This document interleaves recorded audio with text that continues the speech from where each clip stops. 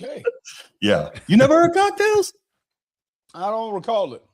I thought he was gonna listen to it when we get off. You'll see why I like it. You'll see why. I mean, Too Short got a lot of classics, bro, but I wouldn't have thought it would have been that one. Man, that's my joint because I got some issues, but that's my joint though. First step is admitting. Sure. Okay, well let me do this. Speaking of admitting, let me admit this super chat. Hey, Nino Action Jack with the $9.99 super chat. Hit the likes and share. Nino, appreciate you, brother. Thank you so much. Nino. We were just getting ready to get a shout out to the channel members, so let's do that. Coach T, aka Laker Nation, #1 member of the channel. It's not that serious. Chief Sid Bubba, shout out to you. Shout out for everything you've done for our great nation. Shout out to what you do for this channel and shout out for the boys from Minneapolis. Baltimore Bruce. Baltimore. Anchors away, my boys. Anchors away. Order arms. You know, I get used to not hearing it. And then I got to hear it, and it's like, it's painful. All right, that's okay. God, what we got here? About 6 months left? Hey, you got a ways to go, brother. Huh? You got a ways to go. But I'm halfway there, though, right? Hey, halfway there. Hopefully, anyway, Baltimore Bruce was good. Steve, king of the chat, was popping. Nino, Sneed got what you need. Micah, D Ross 881, and Red Wolf 31. Appreciate all of y'all. Absolutely, Chief. Good stuff. Good. Yeah. We had fun with that. All right. Let's get right to it, man. Let's talk some sports, y'all, because I got someplace to be in a few hours. So a few hours. Yeah. But you know how these shows can go, you know what I mean? I know, man. I know. Yeah. About to go see Masters of the Universe. Take it back. I have the power. Okay, real quick, before we get into this, since you brought that up, He-Man or Lion-O? The He-Man sword or Thunder? Thunder. He-Man, bro. He-Man. Oh! Which one you got? Bro, you sound like Hacksaw Jim Duggan, bro. With that. That was my other, So, top guy.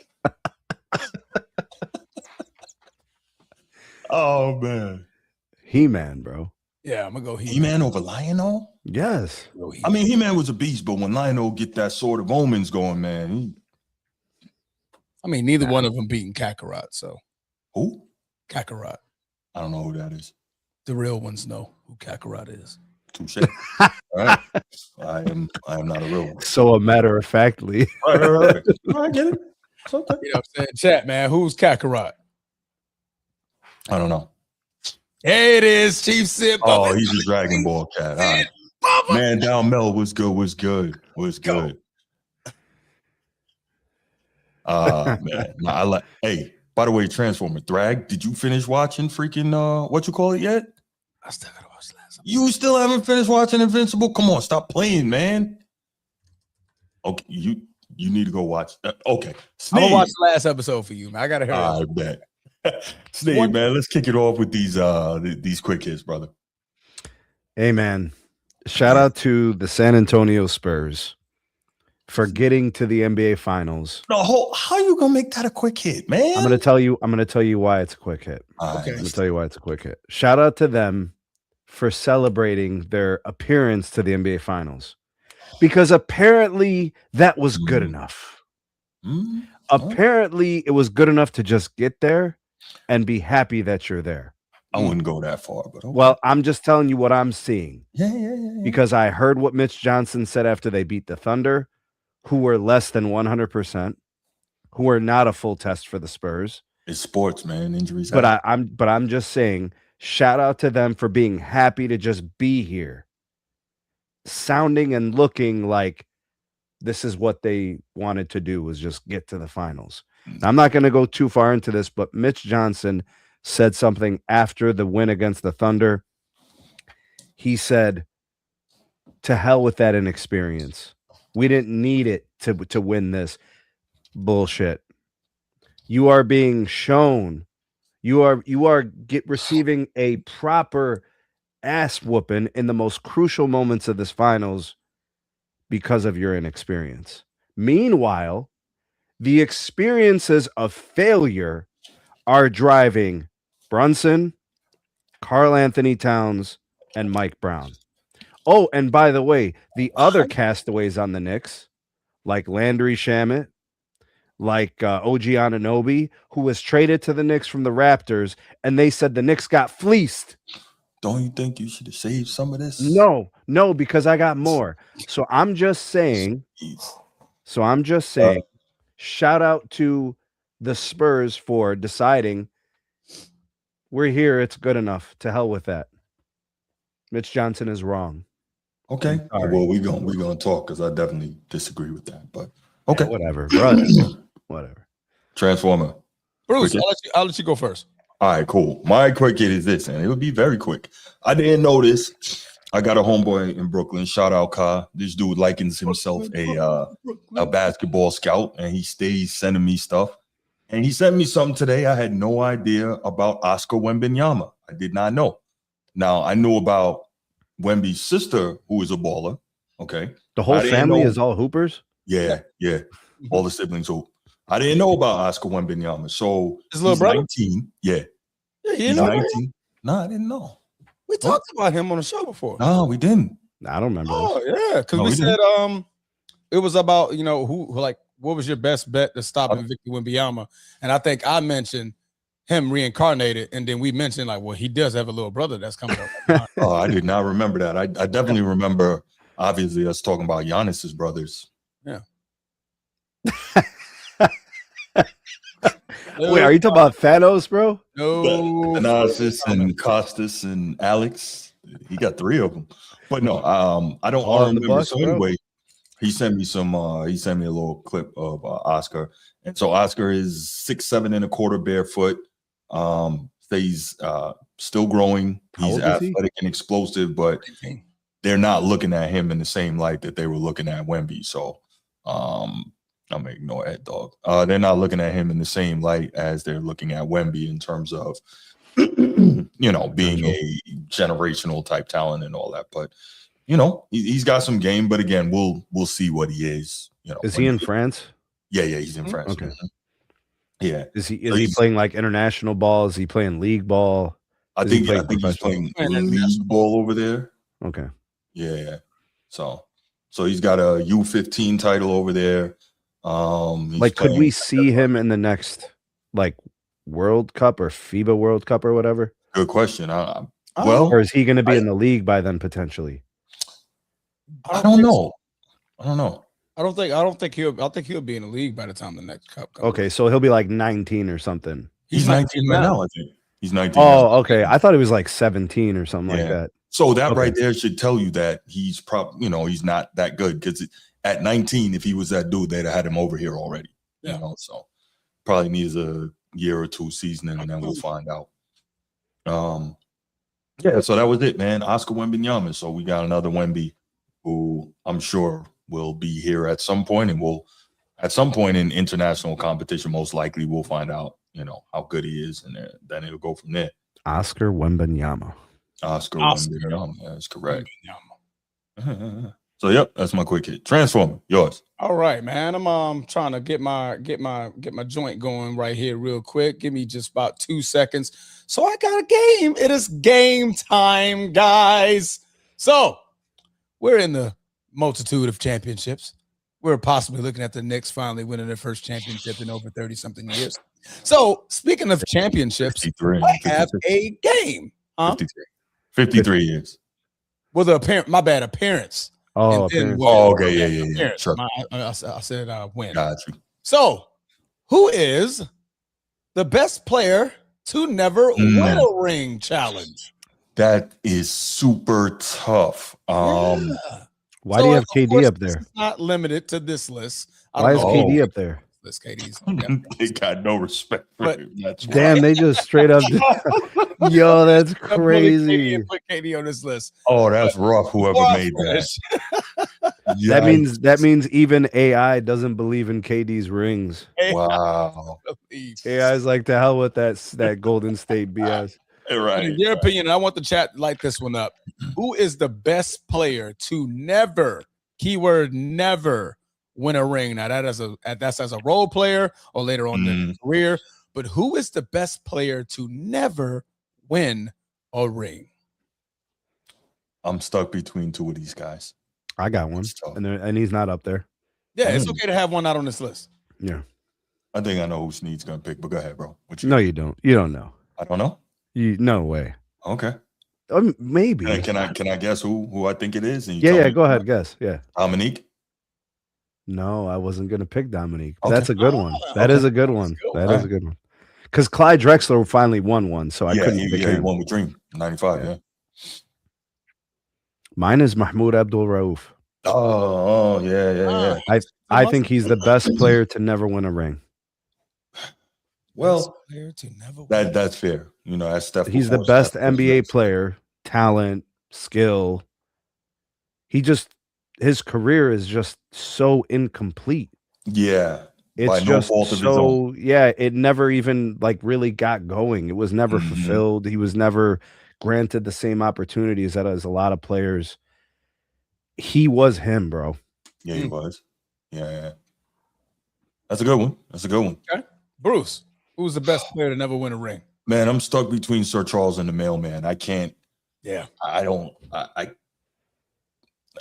6, 7. Oh no, we're not doing that. All right. I mean, both of them are winning MVPs. Right. Both of them got to the finals. I think Carmelo a couple of times. I think Charles just the once. Sure. Both of them were losing to MJ like crazy, like everybody else, right? I think a lot of people are going to say Allen Iverson too. Allen Iverson is a cultural choice. Yeah. You know, they'll say Allen Iverson. Some people might say T-Mac. I'm gonna say best player. Okay. Because he had his opportunity. His body just failed him over and over and over and over and over again. Yeah. And then when it got time to get serious, he was never serious. Well, remember, this is not a career thing. If you could take the player and freeze them in time, this right here. In their prime? If you could just freeze the best version of that player right there. Yeah, that's tough. Who's the best player that never won a championship? Damn it, Ed Dog. That was my player. Yeah, that's a good pick too. My player was going to be Carmelo Anthony or Charles Barkley. I'm stuck between Mailman and Barkley. And I think Ewing is also right there. And I'll have some commentary on him later, but I think he's right there. It just goes to show though, when you look at that era, how many dudes Mike kicked in the face and said, "Get out of here." That's tough. Yeah, that's my cricket, guys. That was my game. That's good. I like that. It's crazy that KD was on the image, though. That's wild. Yo, whoever made that, they're like, the hell with him, bro. Chat GBT, Perplexity. They're like, man, F that guy. Nah, that doesn't count. That's Steph's ring. Wow. That's pre-burner accounts too, bro. Wow. Maybe the burner account made that on the low. Just to see what people would do. So you have somebody to argue with. I don't know. Who knows? Woody says KD is my pick. Well, you know Woodage. All right, so that's good. That's some good quick hits. I like that. Oh, you had another one? No. I was moving on to the topic. Okay, yeah, same here. All right. Let's get it, y'all. Let's get it. So, as we know, we're right here in the thick of the NBA Finals. The New York Knicks are halfway there to winning their first championship, as Transformers said, in the last 53 years. And I can tell you, I don't think we're going to see a more raucous environment than we're going to see in Madison Square Garden Monday night. It is going to be insane. I'm pretty sure you're going to see like Wemby constantly bending down because he can't hear his teammates and all. It's going to be bonkers in there. And man, they are going to be rabid. But yeah, the Knicks are up 2-0 in this series, and Transformer appears to have called this series correctly. I picked the Spurs in 7. I don't think we're going to get there. I just can't see the Spurs beating this Knicks team 4 games out of 5 the way they're playing now. Oh my God. Jesus Christ. I don't see the Spurs being able to beat this Knicks team 4 out of 7. I disagree with Sneed a bit when he says that they're just happy to be there. These guys want to win. Steph Castle is a dog. Victor Wembanyama is a dog. Dylan Harper's a And dog. I want $1 million. They want to win, but to say and they're I just want $1 happy million. Okay, cool. But to say they're just happy to be there, I totally disagree with you. Are they getting outplayed and outcoached? Yes. But that's a different thing than laying down because you're just happy to be there and you're not trying. It's not that they're laying down. It's that after the Thunder series, if you listen to the things they were saying, if you look at the body language and what they were doing, that's what was indicating that they're happy to be there. It wasn't business. It wasn't, we're here to take it all. We're here to win it all. We're here to just destroy all of our opponents. There was nothing malice and destructive and aggressive about their celebration. They acted like they won the lottery and they were in poverty. Yeah, sure. I think in fairness, that has a lot to do with their youth. The fact that they're young, the fact that they're babies. They probably started this season with no expectation of making it to the finals. Now they did think they were going to be good, but they didn't think we were going to be heading in the right direction. Yeah. I got Victor Wembanyama, I got Castle going into his second year. We drafted Dylan Harper. We got De'Aaron Fox, who's been relatively healthy for the most of the season. We believe in our coach, Miss Johnson. Do we think they were good? Yeah, absolutely. Right. We dethroned the champs. I think it was so much more for Victor Wembanyama on beating Chet on that stage than we thought it was, right? I mean, that's been his bugaboo for his lifetime, that Chet's always been on the winning side of a lot of battles that he had in a championship fashion, going to FIBA, going to international play, and all the things of that nature. And he finally got that opportunity to beat him. You add that along with a Castle, who's on his second year, Dylan Harper, who's in his first year, rookie year. That's a lot of young guys. Like, dang, bro, we made it in a position to a point that nobody, not even us, thought we were going to be able to make it, and that we made it to the finals. So I think they were overly emotional, is what I saw when they won the title. I mean, you got Victor Wembanyama crying. They hugged it out. Can I ask you to that piece? I think if you had a veteran on a starting lineup, like De'Aaron Fox should have been that guy to be like, yo. Well, no, they got a veteran. He doesn't play. Yeah, but De'Aaron Fox has never been there before. Harrison Barnes is a champion but doesn't play. Yeah, but he tried to, I heard a couple of interviews with him prior to the final start, and he tried to calm him down. The loudest person. It's hard because Wemby is the leader on that team. The loudest person in the circle is Wemby. And he's getting outplayed by Cat. So he's imploring his teammates, and he's getting pushed out of the paint. Well, he often gets put that. That's a different thing, and we'll get to that. But bro, what I'm saying is, it's not going to work. The source of the voice doesn't have. He doesn't have the juice. Right. It's not. It's not his call to make. Yeah, they have two champions on that team, but neither one can really. Neither, like Sneed is saying, neither one has enough of a voice on that team to be able to say something and calm it down. Like, if you had a LeBron, right? If you had a God bless the dead, a Kobe, you have guys there, been there, done that, know what it takes, know how to calm the situation and say, oh, guys. Like, hey, bring it in. But, what I'm saying? Okay, we still got a mission to complete. We know how badly we wanted to get here. We know how badly we wanted to beat them. Now, job's not finished, right? So when you have those kind of guys, that helps a lot more. So I totally get. But nobody said that. No, I'm with you. You know what I'm saying? Like, nobody said job's not finished. They don't have that. Like Harrison Barnes, like, who's listening to Harrison Barnes? If that's Udonis Haslem, they're listening to Udonis Haslem. OG, right? OG would have been like, y'all cut that out. Cut that out. What was Luka Doncic in when he made it to the finals? Who was that? Michael Finley? Yeah, when he took the big out of hand. That's a veteran. Like, no, that's not what we about to do, right? So, like Harrison Barnes, he ain't that. He's never been that. Even when he was at Golden State, he wasn't that. He was just a good role player. And now he's literally not getting no play. Whenever he's in, they're begging him not to shoot the ball.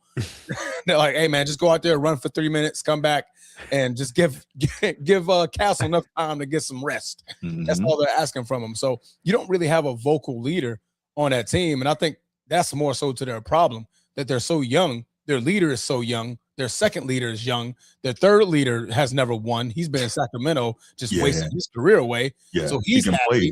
Right. You know what I mean? So it's like they don't have a guy to rein them in. Like, yo, all right, this is the mission. Congratulations. Let's focus on the bigger prize because we're not trying to. I don't care about this trophy. I care about that trophy. That's right. They don't have anybody to say that because nobody on that team except Harrison Barnes has gotten that trophy. So I think it has a lot to do with it. Okay, here's something else we're forgetting, guys. Like, I get it. The Knicks have been on a run, the likes of which we have seen very rarely, right? In our, recent basketball memory, like really doing it. 13, all that said, 13 straight? Yeah. 12 straight. I think it's 12. Is it 12? Regardless. Yeah, but here's the deal, though. Here's the deal. We have to look at it this way. The first game, I got you. That second game, game 2, the Knicks stole that. They squeaked away with that. Literally, the Spurs gave it away. Literally, Wemby gave it away. Bad turnover. Still has that better or worse, Bruce? No, it's better for the Spurs because that says that when we play the way we can play, a couple of little tweaks, a couple of bounces, we win that game. We're going to New York 1-1, right? No, because it also shows something. Absolutely. No. It also shows something. They dug out of that hole, brought it all the way back, and you miss a game winner. Like, okay, you miss a game, and that's coming off the terrible turnover by Wemby. Like, I'm like, okay, that's Bruce, that's you really mean what you're saying right now? I mean exactly what I'm saying. Yes, you're talking like the Knicks blew them out in game 2. It's not about blowing. Actually, the opposite. The problem is you had to win and found a unique way to lose it. That's terrible. I disagree. Now, do I agree with you that Wemby literally gave the game away? And we'll talk about that next topic. Yes, there's no getting around that. That's his fault they lost that game. And he knows that. And then he was given a second chance with, the game-winning shot. He took it, stepped up, took the shot, didn't punk out, didn't make the right basketball play, whatever. But I couldn't help it. So anyway, he stepped up, took the shot, and he blew it. He missed it, So all of it is on him that he didn't close the as my man Ed Dog says, he didn't close the casket, seal the deal. That's all on him. Wemby knows that. So I'm looking at this and saying, it's really weird to me how a lot of the discourse around this series so far is like the Knicks are just blowing them out of the water. Game 1, I'll give you that. Game 2, not so much. Go ahead. Bruce, the Knicks don't have to blow them out to beat them. The Knicks can play like ass for half the game and beat them. Again, that's a problem. The way I saw it, I saw that the Spurs can hang with this team and can beat this team if they don't make and this is the youth again, not that I'm making excuses, but part of it is the youth again making terrible mistakes at the most inopportune moments. A lot of that is youth. Now, that also said, Mitch Johnson has been getting thoroughly outcoached by Mike Woodson, which is interesting. Mike Woodson was a coach for the Knicks like 30 years ago, bro. Say again?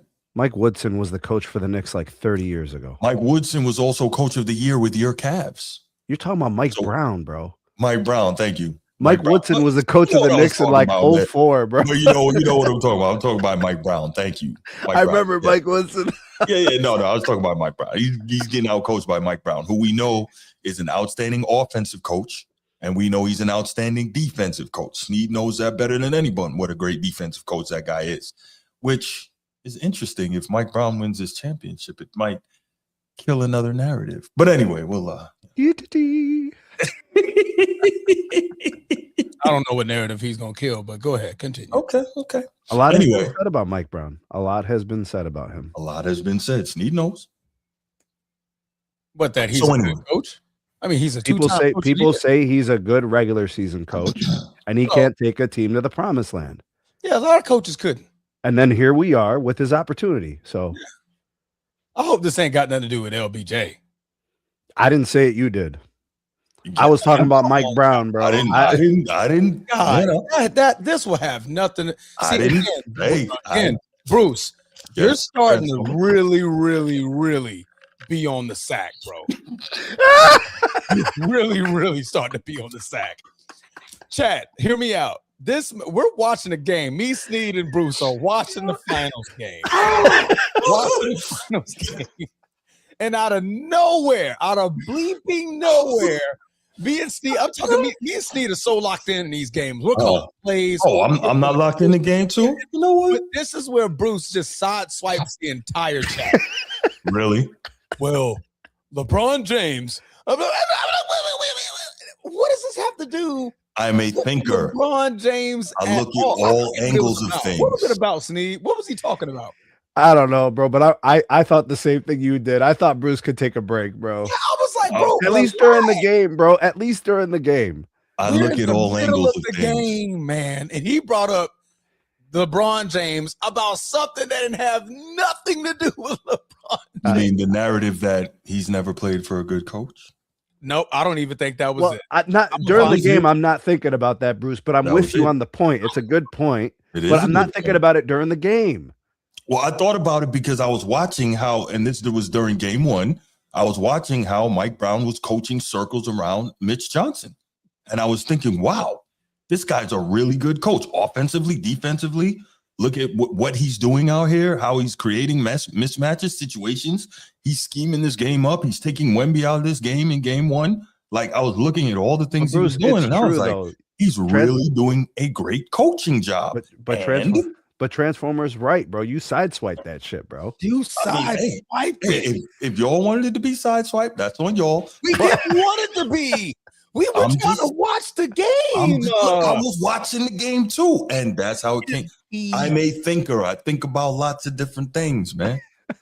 But why him? You know this all times. It's not all time. Look, man, let's break it up. Anyway, let's keep it simple. Does anybody here believe that the Spurs can come back from this 0-2 hole?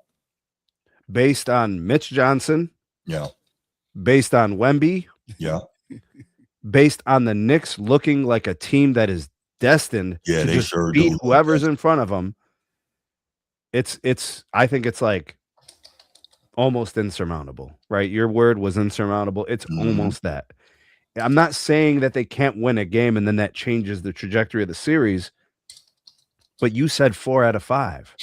When you put that into perspective, a team that hasn't lost in 13 games against the NBA's best teams.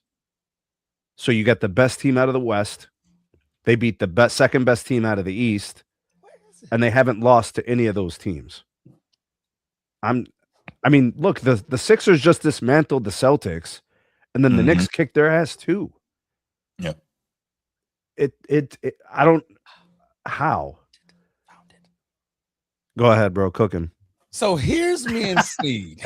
Oh, here you go. Really? That's what we're doing? Literally. That's what we're doing? I had a whole breakdown. I think this was at halftime, if I can remember close. I'm like, great close. You can see the wind leaving the sails out of the San Antonio Spurs. Wemby has been taken out of the game offensively almost for the entirety. Sneed times in. We really need to do this. Spurs had possessions where they played incredible defense, crazy rotations. Knicks found that last guy, some demoralizing plays. And even, I will quote Bruce, even came in with the, we are seeing Wemby get exposed in real time. And then this is when the Knicks takeover was happening. Out of bleeping nowhere, Big Bear's home Bruce comes in. There's a serious coaching mismatch here. Okay, he said that. If the Knicks, I was thinking about. If the Knicks, no, I don't know. I think you must have missed the word here. If the Mike Brown is showing what he is, he's not new to this. If the Knicks, there's another LeBron narrative destroyed.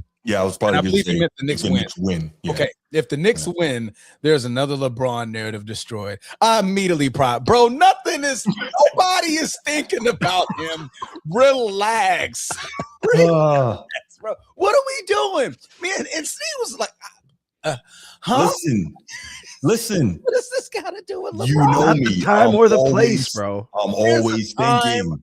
Place for everything. No, real talk. So I'm watching, I'm thinking the same things you guys are. I'm thinking about the coaching job, so on and so forth. But when I'm watching, I'm also thinking, okay, where are content angles for the show, right? So I'm not just, of course, analyzing the game. You guys are great at that. I love y'all for that. But I'm also thinking, okay, where can we go with this? What can I do with this? What's something that would be great for the show? You know what I'm saying? I'm always thinking about all those different things. But we're just talking about timing, though. The timing was horrifying. But it really wasn't, as I had just previously talked about the coaching job that Mike Brown is doing. When was Mike Brown LeBron James' coach? He was the coach when 2008. Was it 2007, 8, 9, right? I think it was 8. Was it the last year? 08? He left after the 2010 playoffs. Yeah. Yeah. Mike Brown did. Yes. And they were winning. Mike Brown got fired. During his stretch, they were averaging like 62 wins a year. Like they were balling in Bro, listen to the Mike Brown timeline. Listen to this. Oh. He was fired in the summer of 2010 to accommodate what they thought LeBron wanted, right? Mm-hmm. Then they brought him back in 13, 14, only to fire him again because they thought they were getting LeBron back. Mm-hmm. So what LeBron narrative is there, bro? LeBron hates Mike Brown. The narrative is LeBron hates Mike Brown, but Mike Brown's about to win a chip, and everybody says Mike Brown's a bad coach or not a good coach or not a championship coach. LeBron never had good coaches. That's what we heard. Look, all right, we're not going to take this there, but the point is, I wasn't even taking. Y'all took this there. Y'all totally derailed this. I'm trying to because you brought up LeBron again. The phone line. You brought up LeBron again. The point I'm trying to make, Transformer, is that it's another fake narrative debunked. And I can't wait because I'm gonna destroy it. All right, but for this particular topic, yes, insurmountable lead. If you are taking the Spurs to win the series after the first 2 games, stop it. Get some help. I don't want to move off my pick. That's all it is. Don't move off your pick, bro. Stand by your pick. Right. I'm just saying, after seeing the way that the Spurs found a unique way to lose game 2, there's no way. No way you got them winning 4 of the next 5. No way. Okay, listen, I have also said I don't anticipate them winning 4 out of 5. I said it in the chat, since Transformer likes sharing chats publicly. And share it. No doubt. No, I said it in the chat to y'all. I've said it to other people that I talk sports with. I can't see it. That said, I will also say, and Baltimore Bruce brought it up earlier, great point. A lot of people were saying the same thing a few years ago when Milwaukee got down 0-2. Where were the first 2 games? Phoenix. They were on the road. In Milwaukee. What, those on the road? Were they on the road? They were on the road. The first 2 games were in Phoenix. One Milwaukee won. Okay. Yeah. So we got 2 games in New York City where you just talked about like the environment. You spoke about, rabid fans. Oh, it's going to be crazy. It's rambunctious. The roof, the floor, everything's going to be shaking and quaking. Right. My concern is that you didn't win a game you were supposed to win in game 2 in your place. Right. I can't argue that. Why would anybody have faith in 1 or even 2 wins? Forget 2 wins, bro. 1 win in New York. Get 1 win in New York and make it respectable. Yeah. Right. You get 1 and then you come back home and you play desperate, and maybe now it's 3-2, and then who knows what happens the rest of the way. But you can't lose game. I think we have to understand something. When Wemby didn't show up to that presser, I didn't like that. He didn't show up to the presser again? No. That one. Remember the one? Under series. Okay. Yeah. Remember I talked about that? Wemby I didn't like that at all. Yeah. Wemby didn't show up to the presser.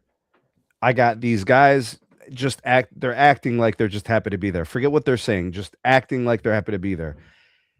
This is going to be a team that has to earn their way. Like, they're here because they have played the best basketball up to this point, but they're going to have to take their lumps too. It looks like this is going to be that type of team. What team gets to cut the line, bro? That doesn't really happen. Nobody gets to really cut the line. In sports, typically, there's a learning curve and there's steps. Did the 95 Magic do that kind of? They lost. They got swept. No. But I mean, like, cut the line to the finals, kind of like these Spurs, right? I would say that's a good comparison. Okay. Absolutely. Okay. And then what did Hakeem do to Shaq? No, I'm with you. No, I'm 100%. Bruce, you got the perfect analogy. That is exactly what it is. Exactly. But they had to learn. Yes. And Shaq had to learn, just like Wemby appears that he needs to learn. And Shaq went to LA and dominated. Yeah. And he learned. Freedom things. Yeah, he learned. Well, let's Let's see now. Again, I think. All right, we'll talk about Wemby. Let's take a couple calls, man. But before we go, because I got need you just skip over me. I'm like right here. You see me? I'm like right here. I'm sorry. I didn't know you still had to. My bad. Go ahead, brother. No, it was just one very, very quick thing. You knew it was over when Wemby turned the ball over and they panned that camera over to that nun. And she looked up. It was, oh my gosh. It's over. Hey, how many games? Hey, Transformer. How many games the Spurs gonna win this series? Man. None. Did you see Wemby's face after the turnover? Oh, he wanted to cry. Yeah, like he wanted to cry. But you know what though? They hung in there, and he had a chance to be the hero, and he couldn't make it happen. Yeah. So that's again, it is, but to me, I'm looking at that like the Spurs showed they can play with these guys, and they can beat them. They just haven't figured out quite how yet. What's demoralizing is Wemby saying those last few possessions were blurry to me. Yeah, that was weird. That's demoralizing. Okay, let me ask you this. Not trying to make excuses. Do you think that he couldn't quite come up with the proper English expression there? Maybe. No. Maybe. But he didn't show up. But hold on. He didn't show up to the presser. Now shit's blurry. Right. How many times is this going to happen, bro? Yeah. Okay, that's fair. I'm not making excuses. I was just throwing it out there that it's a possibility. For instance, sounds to me like he's a habitual line stepper. If you ask me. You might be right. The thing is, I don't know how to talk when I'm mad. I don't know how to talk when I'm sad. I only know how to talk when I'm feeling English good. When I'm feeling good. But when shit hits the fan, don't talk to me, my English goes out the window. Okay, let me say this. As someone who speaks a secondary language, right? You can kind of Macanese? No, not that. Well, there are times when you're trying to say things in that other language, especially like more emotional things or maybe more technical things, and that you just don't know how to do it. And again, I'm not making an excuse. To me, that sounded funny when he said it was blurry, like he couldn't quite get the right, English anachronism that was going to work properly in that situation. Maybe I'm making an excuse. I quite possibly am. It just seemed kind of weird, like that was one of those situations. Could be wrong. All right, let's open up the phone lines, y'all. You know what Wemby reminds me? Like the things that he's reminding me of, like things I have to reconsider and keep in mind. His whole life, everything has been like, this guy's the next big thing. Everything's coming into place. Instant success. Sure. Everybody's talking about how he's going to be the GOAT. Right. This is the pump the brakes moment where like actual real world results matter. All right, and I think it's impacting him a little bit. All right, hold that, because we'll get to that next. Ed Dog, what's good? Good afternoon, fellas. Sneed, Transformer. Salute. Transformer brother, man, I want you to make sure you hear me crystal clear. Steve, you too as well. Here we go. He's about to say something stupid. Go ahead. No, it's not nothing stupid because it's insane, bro. You fantasize about this man when this man is on a golf course somewhere and he's somewhere in Italy playing golf. You fantasize about LeBron more than Savannah, Nick Wright, and Shannon Sharp, bro. Why would you even think about that, bro? But anyway, man, that's crazy. I'm like, God dang, bro. Did this man live rent-free in your head, Bruce Hope? I'm asking you a question, sir. Okay, you want to stay quiet? Fine, stay quiet. So anyway, let's talk about this playoff series. So now, again, which is ridiculous, man. I'm tired of it. Look, so two things can be true. See, I agree with you and Bruce, but at the same time, man, look, the game 2, of course, we all blame it on Victor. He should have waited. I think it was they showed it in slow motion when Stephon Castle was trying to tell that man to slow down. However, let's talk about that shot. I blame it on the coaching. D. Fox should have took that shot, not Victor Wembanyama. Would we all agree with that? No, because no, that was a great look by Victor. Right, and Victor had warmed up and was playing very well late in the game. A lot of mid range at that point. I don't agree with it having to be an ISO pull up, but I don't mind him being the guy guy, taking a shot. But would you rather take a 10-foot shot or a 17 shot? Because D Fox had who was that? Bridges was on him. He could just laid it up in the cup instead of passing it out. If you go back and look I at think it, they should. I think they should have ran a play. I don't believe in isolations as the fallback in the toughest times. I think you should run your offense, and then if you have to do an isolation, maybe take the last 3 seconds. But they had time. They had 7 seconds, I think, when you can run the play. Yeah, they did, but I think that Fox, he was right there, man. He could have took that shot. I would have just let, but Victor is the captain and all that. But sometimes you gotta be like, look, it's about winning. And D Fox, he played a better game than game one. He did do that.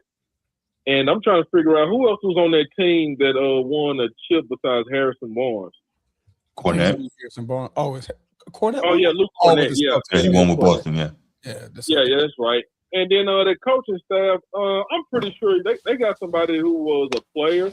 Yeah, matter of fact, he did used to play. That's on that staff, man. That Rashard Lewis, if I'm not mistaken. I didn't realize okay. But it's not meaningful experience because none of them play the ball dominant positions. The ball is with Wemby. The ball is with Castle. The ball is with De'Aaron Fox. They're not the ones with the ball. The guys with the experience are ancillary pieces that play the most infinitesimal role. Like Luke Cornette has 0 offensive involvement. They literally tell him to go in there, get deflections, try to rebound, disrupt paint attempts. He literally has it's like, I don't even know he's like Matthew Dellavedova at the center position. He has no role in terms of impacting the offensive side of the ball. Nothing. That's a good call. I can't believe I didn't think about this. Yeah, that's cool. Yeah, that's a good take, Sneed, man. I appreciate it. But like I said, 2 things can be true. But I mean, look, man, hopefully we can get they can do something. I did see when Baltimore Bruce said something about Milwaukee and everything, but Milwaukee's been in the playoffs. This is like I said, nobody denied this is growing pains for them. But you know, came off of an injury at that point too. Yeah. He had that hyper knee extension. The other question is, though, if they lose here, the Spurs, as it appears they will, how long might it end up being before they get back, if they get back, and if Wemby actually wins? And we'll talk about that next. But I mean, just I know Ed Dog hates when I go here, but you look at Dream, they got there early in '86. He didn't get back till '94. You know what I'm saying? Yeah, shut up, man, before I mute you. No, but in all seriousness, like, you never know if you're gonna get back or how long it might take. Ask Charles Barkley what it was even like. Shaq, right? Yeah. Shaq got there in '95. He didn't get back till 2000. Barkley got there once, never got back. So good call, Sneed. Yeah. But anyway, man, look, man, I'm gonna let we gotta make a short, quick pause. But let's get the likes and subscribe up. And Bruce, please, bro, put the honey down for LeBron, bro. I know put it down, bro. Yeah, all right, whatever. Jesus Christ, man. Really? Really? Did he hang up? Did he hang up? I don't know, man. You was pulling the reverse, bro. I don't know what the reverse of the knee pads is. I'm gonna have to find what the reverse. Elbow pads. Oh, pause. What's wrong with y'all? Man? The elbow pads. I get the elbow pads. Nah, no pads. Nino, what up, man? What up, guys? How you doing, brother? I think Sneed hinted to it. His quick hit. That's what basically going on right now. Experience. You speak about Mike Brown and what you alluding to, but you ain't adding that into the effect with that too. Experience. How many times had the Knicks already been to the playoffs when we feel like this might be the next year and they lost 3 times now? Nino, go ahead. Nino, you do the timeline. Nino, go ahead. Since it's your point, talk the timeline. Go back 3 years, and then go into the acquisition of Cat and Brunson. Sure. Go ahead. Well, I'm just saying they lost with Brunson and Cat 2 years. I know for sure.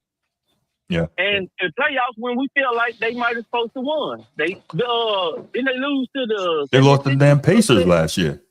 Lost to the Pacers. We just knew they was gonna win it. So they got a level of hunger. Sure. They got experience and they got teams. The basics. People don't even believe in that no more. But right. the basics is still a thing. You've been around a guy, you know his tendencies. Yeah. So just keep that in mind. And what Steve was saying, let's go to the other side. Wemby, and I see the next time, so I'm just gonna say this, and I'm gonna make Bruce happy. But there probably should never be a time where your center gets the ball, and the point guard or shooting guard looks at you with the ball on the rebound now. Yeah. And look at you, and the center got the ball, and he's like, okay, and he sprint. Unless you Joker. Yeah, where he so used to you dribbling, that he like, oh, he just bring it up. You know what? Like, no, not right now. You know what occurs to me, Nino? I just thought about this.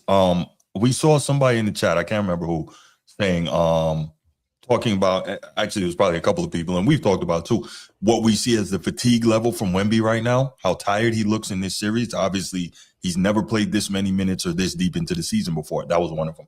Good call, Transformer. So his fatigue level. So what I'm thinking is part of him taking the ball and not giving it up and running point, he can control the tempo when he has the ball, right? So if he was to do the traditional big man thing, grab the board, give it to the freaking two things are supposed to happen when a big man grabs the board.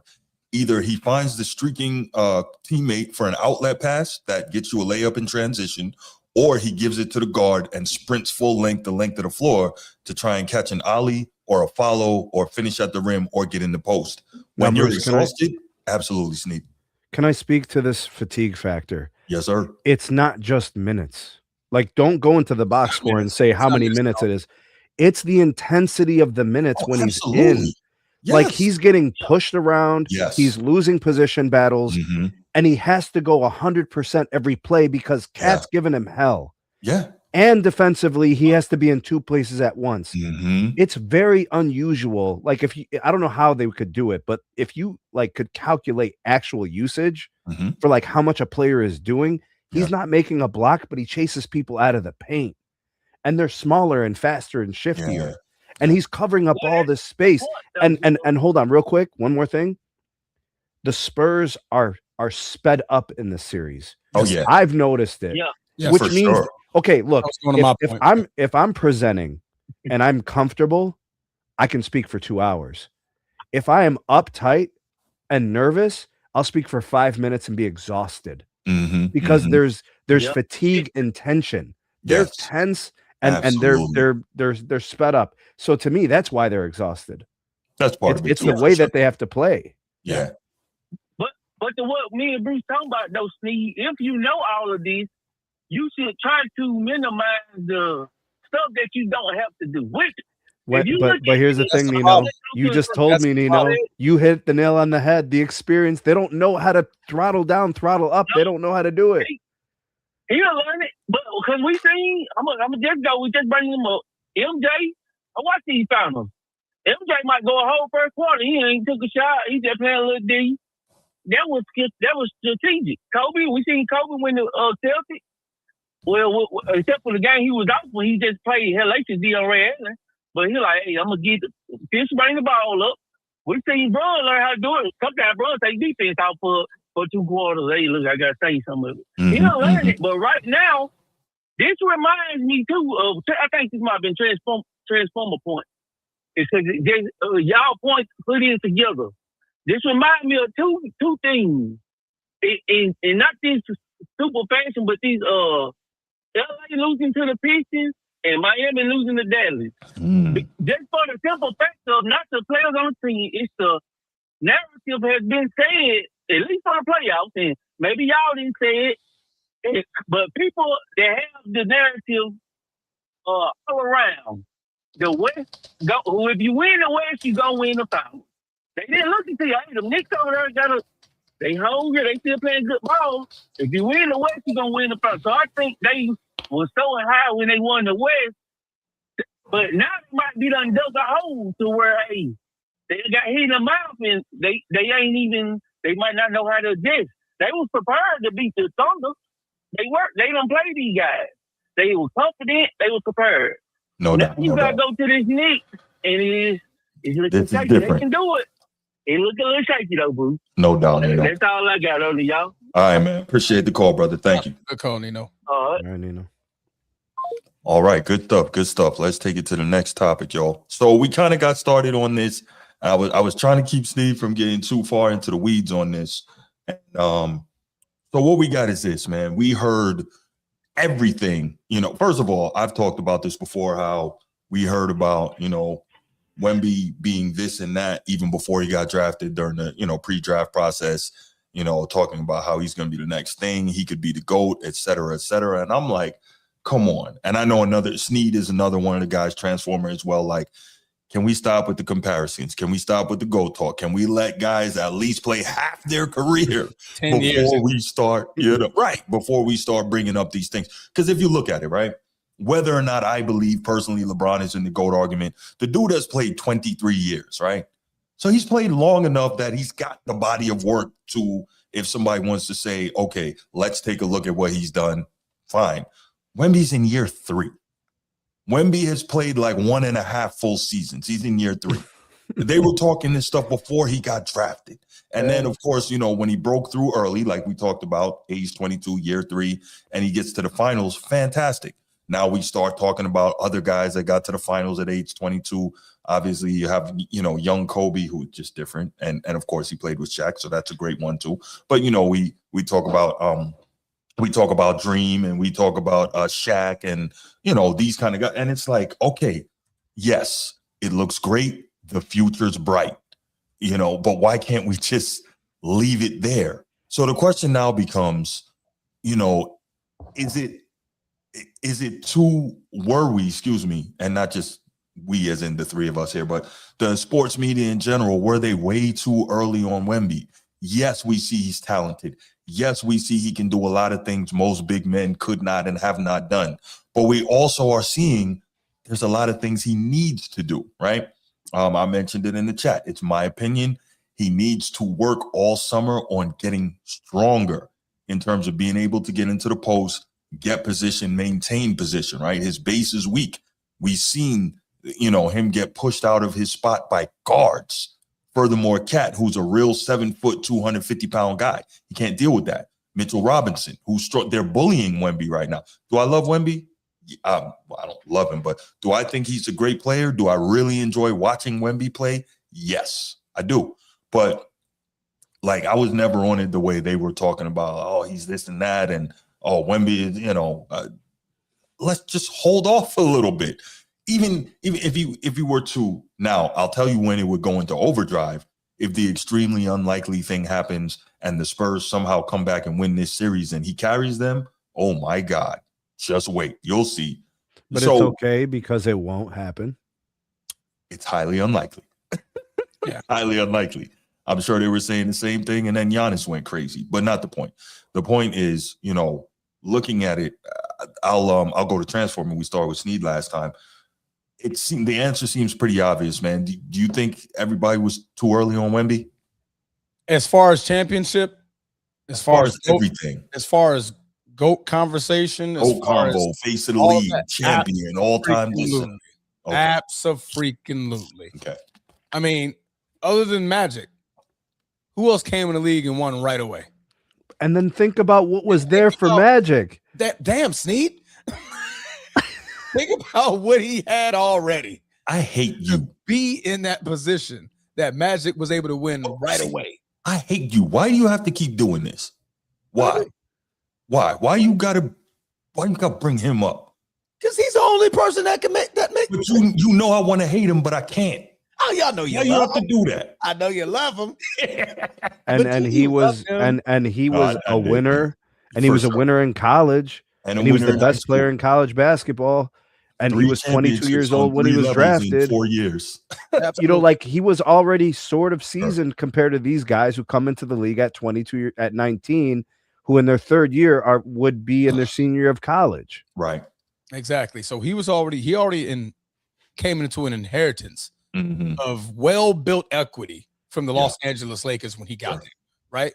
Yeah. Victor was the starting piece of his reign of success. That's right? true. Yeah, He's the starting piece. It's not like Magic. Magic was That's the right. end piece. I'm the final piece of the puzzle. For Wait, we need to add a disclaimer real quick, Transformer. Neither myself nor Transformer nor Bruce. We are not poo-pooing on Victor Wembanyama. No. We all appreciate his game and how good he is today. Absolutely. And how special he is today. Yes. We just know because we've been around, we know to pump the damn brakes. Right. Yeah. Because we saw Bean. Because we saw MJ. Because we saw all these other players go through the process, we know to pump the damn brakes. No, absolutely. Because we've seen hype trains derailed. Absolutely. Every single one of them except Magic. Every single train has been the great LeBron Raymond James Sr. We saw that train get derailed when he made his finals runs to the Spurs. Right? He got swept. Shaq, 95, got swept. These guys, MJ, as great as he was, kept getting swept and swept and swept by Detroit and the Boston Celtics. Everybody, it takes time. That's your Magic. That's a lucky charm born with the winning gene that inherited the right team with Hall of Famers around him, Hall of Fame coach, Hall of Fame structure, discipline, winning culture that he inherited.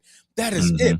We came in, and before the man dribbled in NBA basketball, we had this man in top 10 conversation.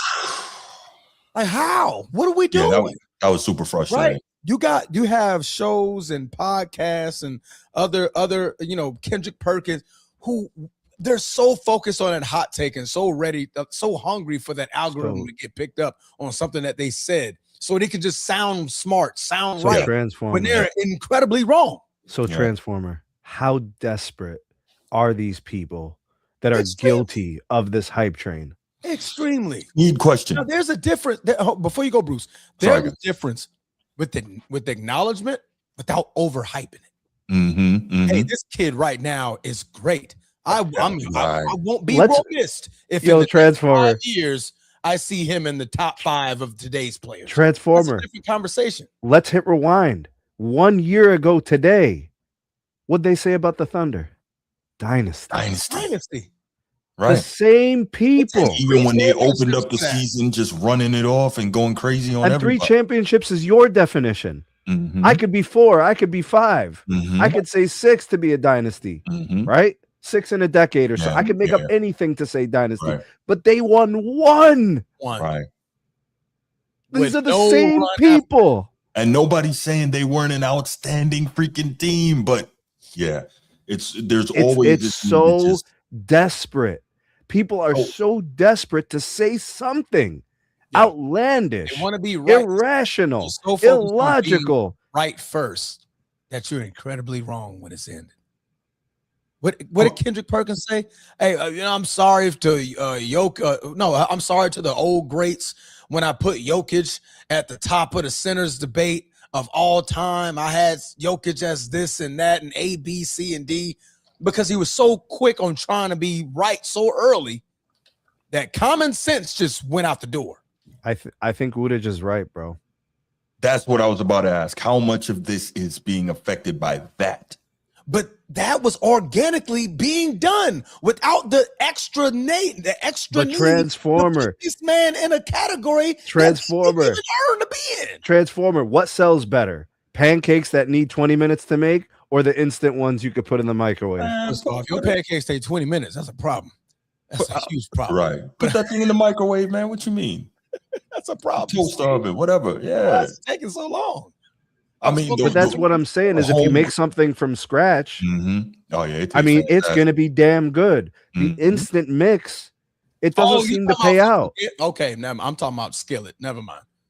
Proceed, Sneed. Go ahead and cook. You're talking about you wouldn't. If I wanted good pancakes, I'm cooking them over the right surface. I'm not putting them in the microwave. Yeah, I want that thing. But everything just has to be instantaneous. It has to be right now or never. It's ridiculous. Like I told people last week, this is before the series started. Spurs and this, Spurs and that. Can you wait a week? You have people, and we're gonna get to it, bro. You're talking about Brunson's place. They're already talking about him being the greatest Knick of all time. Can we finish the series, bro? Yeah. We'll get there. All of this is, bro. Remember what I said in the chat? I'm exhausted from this. We can't wait a week. A week. Yeah. It's crazy. All right, man. This is COVID Tech. What's going on, man? Good to see you. Yo, what up? It's Siova, bro. Siova. How did I don't know. I'm telling you, it's Siova. What up, Siova the Tech? Bing bong. No doubt. Yeah, it's gonna be crazy. Yo, Siova, New York's finest right there, bro. Yo, NYC in the house. You're in the city? What borough, man? What borough? Let me hear this. I think boroughs of death. You don't understand. I think Siova is Queens or Brooklyn. Man. I forget. Type this and make it crumble ridiculous. New York nemesis. My bad, bro. No doubt. Your brother, he mad. He don't want to hear that. He probably think I've been giving you New York hip hop Kool-Aid to drink or something. Nah, man. I was Bronx, bro. I wasn't even close, bro. Okay, from the BX, all right. From the X. No doubt. All right, let's go ahead. Let's take some calls. 9042-198264. 9042-198264. Siova better call him. 64. All right, let's Bing bong. Stand clear of the closing doors. It's just so early to try to be right, man. It's just what up, bro? Man, what's up, Bruce? What's up, Sean? What up, Sean? Man, how you guys been, man? Chilling, maintaining, man. What you got? I mean, listen, man. When Wemby knows that he's 7'5", he'll be extremely dominant. But I have to be honest with you, man. The Knicks probably got the right formula in order to get what they have. I mean, you know, they learn from their mistakes, especially from those sweeps in the semis and the conference finals. They also brought their legends around them in their corner. I mean, in a way, I think that in this series, experience have won. They won, you know. I mean, the experience have won over the whole series, or at least in the game so far. I mean, the Spurs still got a chance, but as far as Wemby, as far as the hype, I mean, it's yes and no. I mean, yes, I do believe that Wemby has gotten a tremendous amount of hype because of what he did in the conference finals, but at the same time, he also give us like his inconsistencies, the games that he wasn't as big on as much as that 40-point game and 20 rebounds. But Sean, isn't it fair to expect inconsistencies from a young player? That's fair, right? Absolutely. It is fair. The problem is we live in a day that, I'm just going to be honest here, social media is, forgive my language, a dick riding epidemic. I'm just being honest with you. No, I get it. Like, well, it's you because get what I mean? Like, it's winner circle syndrome, where if a player or athlete or a person is winning up top, people are going to be riding for them. But when they lose it all, they're going to be like, hey, bro, I ain't rooting for this guy. When you just rooting for them like that. They did that to Deontay Wilder. When he was having that, when he won that World Heavyweight Championship. Anybody who knew anything about boxing knew that. Anyway, that's a whole different. I mean, I'm just saying, Bruce. That's how you feel about it. I hear you. People were riding on him. Yeah. And they do this. And then when he lost against Tyson Fury, even though I have my own feelings about that, people not stop riding for him. My point is they kind of are doing the same thing with Wemby, and in a way where if he probably losing this series, people probably will not ride for him unless, of course, he did better than what he did this season. Right. So, you know, I mean, I do believe that the Spurs will go back to the finals next year. You know, I mean, with this squad, they just probably going to take out De'Aaron Fox. They probably might even put another big in their rotation, so Wemby could do what he has to do while someone could be in the post. But to be honest with you, Wemby probably he got to learn that he's 7'5". I'm sorry. I know you wanted to shoot threes. You wanted to do the middies. But you're 7'5", bro. Sean, if I was 7'5". I agree with you, Sean. I do. But the fact is, everybody complaining about that, myself included, must take the time to acknowledge he's 7'5", but he's not Yao Ming 7'5". He's 235 pounds. Come on, okay. Listen, I like Yao Ming. Shout out to Yao Ming. He ain't Wemby. No, that's not what we're saying. The size of Yao Ming. Thank you, Transformer. Yao Ming occupied the paint. Yes, on both sides of the ball. As far as his traditional assignment, yes, Yao Ming is better. But you know what I mean. But as far as the skill, the footwork, the way that he be shooting, like, but at the same time, forget about all that. As far as like a traditional center assignment, yes, Yao Ming is better. Yao Ming is much better. Yeah, nobody. No. We're not talking about better. We're talking about the size of Yao Ming, that like an archetype, I guess. 7'4", but he was 300 plus, so he can get down and move people around. Versus Victor Wembanyama, he's 7'4", 7'5". He's 230. LeBron was like 6'9" at 260. So that goes to show you that's a whole half a foot taller, and you're 30, 40 pounds less. Of course, guys are going to move you around like you're a pack.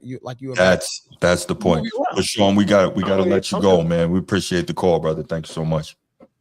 No problem. All right, fam.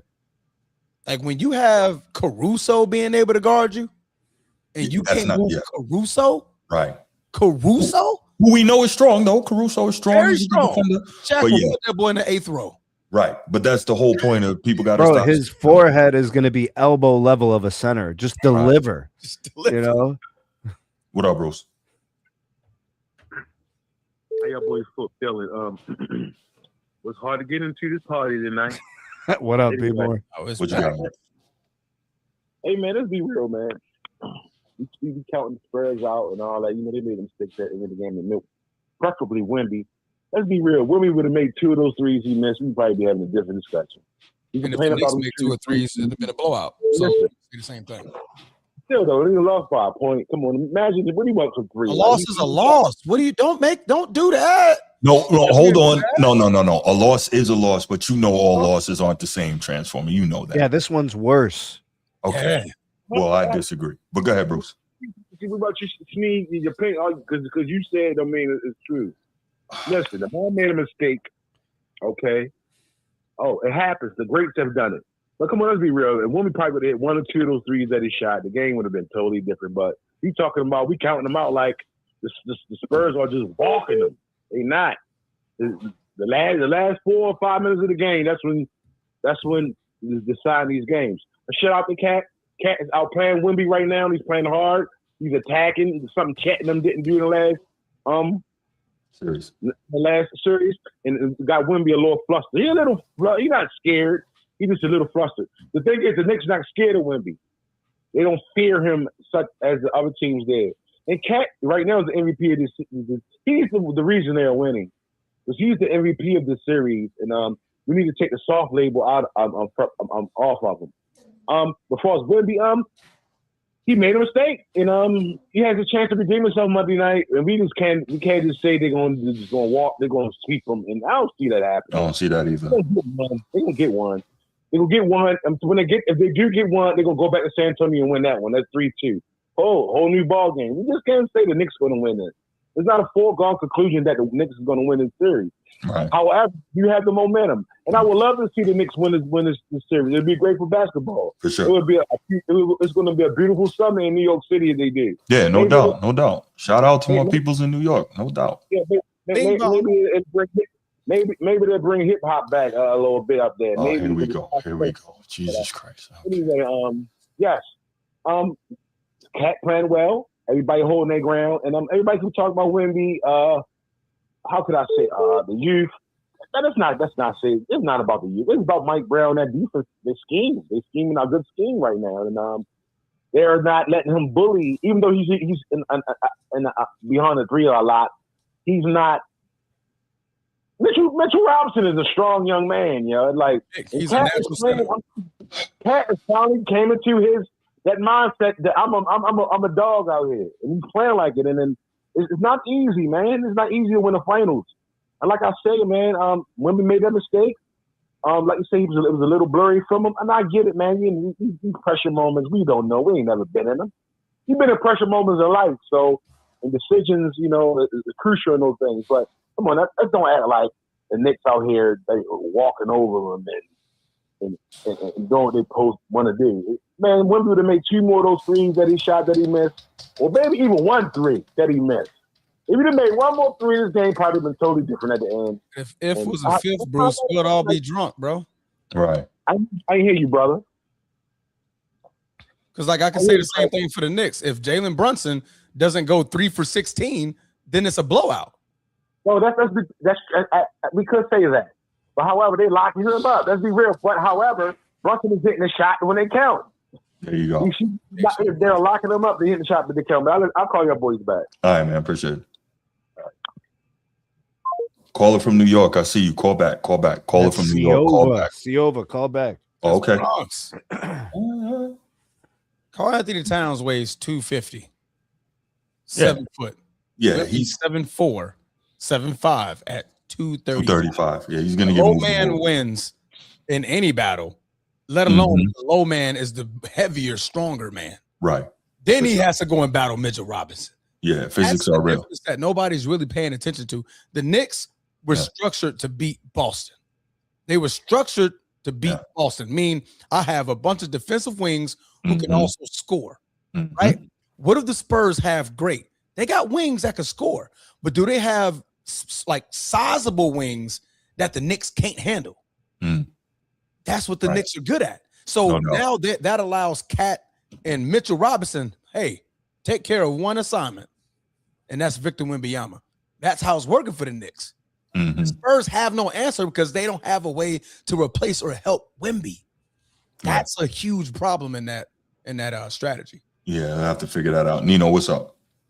What up, y'all? He great on D, but do y'all believe in order for him to be up there where people trying to put him, he need to maybe put the bag down a little bit and get a theme? You know, every great had a theme. Yes, absolutely. Brother Bully Balls, Kobe, MJ mid-range, Dirt, kick out, fade away money. Seems like he play like James Harden, but he's 7'4" to me a little bit. I almost feel like he wants to be a KD. That's what I feel like he wants to be. The way he plays. He play like KD a little bit. Yeah. Even Jokic gifted how he play, right? But he gifted. Yeah, and Jokic can go to the block and do work. You know what I'm saying? Like I know I get on Jokic all the time, pause, but Jokic can go down there, get on the block, step through, up and under, jump hook, fade away, turn around. Like he's got it in the post. Yes, last second. Three. Yeah, he's got all that. Matter of fact, we saw him cook Wemby up during the regular season when they played. It gave him 40, right? What would be his thing, Bruce? What would be his thing? Because Transformers are small. What would be his? What do he got to do? If he can just get stronger, and I'm not saying he gonna get like Giannis, right? Everybody's body type is different. I don't know, but he just has to be able to get strong enough in his base to hold position, and then he can shoot over just about anybody. So whether it's an easy jump hook or a turnaround, maybe he gets a turnaround off glass like Timmy, and he's got the guy there to work with, right? Think about it. If he wants to get stronger, D-Rob in his prime was Diesel. We know he put the work in. Let D-Rob put together a workout program for you, right? Let him put together a workout program for you so you can get stronger and work with Timmy on the post game. You're good. Now, as much as I love that he went and worked with my guy Dream, if you're a big in the Spurs organization, you don't have to go outside of those doors because you know those two are going to help you get right. So that's my thought, man. All right, Transform, I got one for you. I'm done. Do you? I think I know what Bruce and Sneed will say. I do too. Do you take out points in the overall thing, which is all hypothetical? If the error, like this, not a big man error. So do you automatically take points out? Like I take points off of Jokic, fair or not, because I think the competition and the way they play. Do you take points off from Wemby, big man, and he's not really dominating because it's not a big man era? Or do you just play it in the era they playing in? Do I not take points off of Victor Wembanyama in comparison to the all-time great centers? Yeah, because like when you say all-time great, and you go, he would have to dominate so bad like Shaq because it's not no big man era. Like he playing all small guys basically for the most part. So do you be like, he automatically started 3 or 4 because it's not a big man era? Like, I mean, for you to get up there, what you think about it? I'll break it. I'll always break things down in eras. I can't continuously have this back and forth between who plays in 2026 versus who played in 1986. It's not the same game. Back then you were built inside out. Now you're built outside in, right? The perimeter matters most importantly than anything in the NBA versus back then. Boy, you shoot 1 3 when you're not supposed to, you're on the bench for the rest of the season, right? So coaching is different. Strategy is different. Game style is different. Commissioner's different. Rules are different. So I can never take points from somebody because of the era that he came up in, if that makes sense. Okay. That's how you do. Me too, Bruce. I'm sorry. Ain't nothing wrong with that, though, Ted. Right. I appreciate the call. I don't even consider Wemby in any all-time great conversations. He's in his 3rd season. Right. Not even close. I don't even think about any of it. See, there we go. I was trying to get Siova before we move on. Who's this? Is this Siova? Bing bong, it's Siova the Tech. What's going on, people? Siova, what up, bruh? Bing bong. Had me calling in like I'm trying to check my food stamps. What's going on, y'all? Yeah, that's funny. Oh man. So look, man. The city right now, we are ecstatic. Yeah. We are beyond hype. You don't even need to get inside the Garden because the party is outside the Garden from 34th to 42nd to Bowery. It is insane. Damn. It looked like the Million Man March, and the game wasn't even game 2 wasn't even New York. It looked like the Million Man March outside. Right. Yo, Siova, let me ask you, Siova, real quick, man. I know the Breezy's out there crazy, right? The Breezy. Grow up. So Breezy, hold on, I gotta pull out my Urban Dictionary. The shorties, the ladies, the shorties. I know they out there crazy. Oh my God! Well, yeah, it's like 90 right now. Shoot. What? Yeah, man. Oh man, New York. Yeah, it's gonna be 80. It's gonna be 81, 84 tomorrow. Like 90 degrees out there. Man, yeah, summertime, man. Bro, New York got its own microclimate, bro. All that concrete, There's all those 14 buildings. million people in that city, bro. It gets hot. Oh man, yeah, the spring dresses and all that. Anyway, all right, yeah, Siova, go ahead, man. My bad. I'm having flashbacks, man. Yeah, the people, the people, man. Like we are so ecstatic, for sure. And like the way people are just celebrating, supporting this team. Madison Square Garden is not going to be a safe environment for the San Antonio Spurs. No, nor for the president. But go ahead. No, definitely not. Nor for the president, right? Yeah. So it's the MSG. MSG is going to be on a lockdown for Trump. It's going to be. Listen, it's going to be an environment, like people are saying, it's going to be an environment that no one has really experienced outside of like soccer or European basketball. Like it's just going. It's not going to be a good day for San Antonio, man. Going on to like the Spurs, man. I always felt at the beginning of this year that the Knicks matched up pretty good against the Thunder and the Spurs. Okay. But I felt that the Spurs would be a better matchup because the Thunder with the refs was just going to be undefeated for New York. I just didn't like it. But looking at the Thunder and OKC series, the refs bail out the Spurs a lot more than we think they bailed out the Thunder. They go to the line more. They shoot more free throws. And most of their points during their comebacks are coming at the line outside of like their transition threes. Like they're shooting a shit ton of free throws. Like in last game, last game, was probably some of the most egregious things I've ever seen outside of that game 2 or game 3 where those Karl Anthony gave Towns fouls were terrible. It was awful. Yeah. They literally got Yeah, Karl it Anthony was- Towns out of the game. Yeah, it was. I just watching the game, and I'm just like, is this really happening? Are we really doing this right now? Mm. Like, it was so bad, and they still managed to win.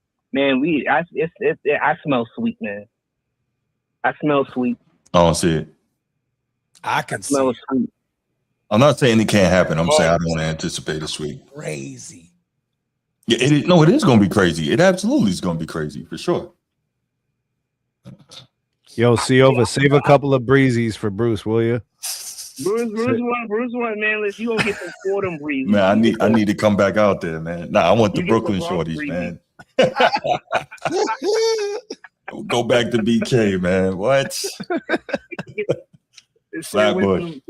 Them East New York breezes. Nah. Flatbush. Hey, Bruce, you say that them's a little rough around the edges, huh? Yeah, ENY is kind of nah. No doubt. Hey, thanks for the call, man. I appreciate you. All right, Siova. Peace, peace. Take it easy, Hey, brother. Siova, make sure you like and subscribe to the channel, man. Ton of content out there, man. I've been sub since Sneed fired up the YouTube. Oh, no doubt. Make sure if you haven't subscribed to the Format Podcast, hit that too, man.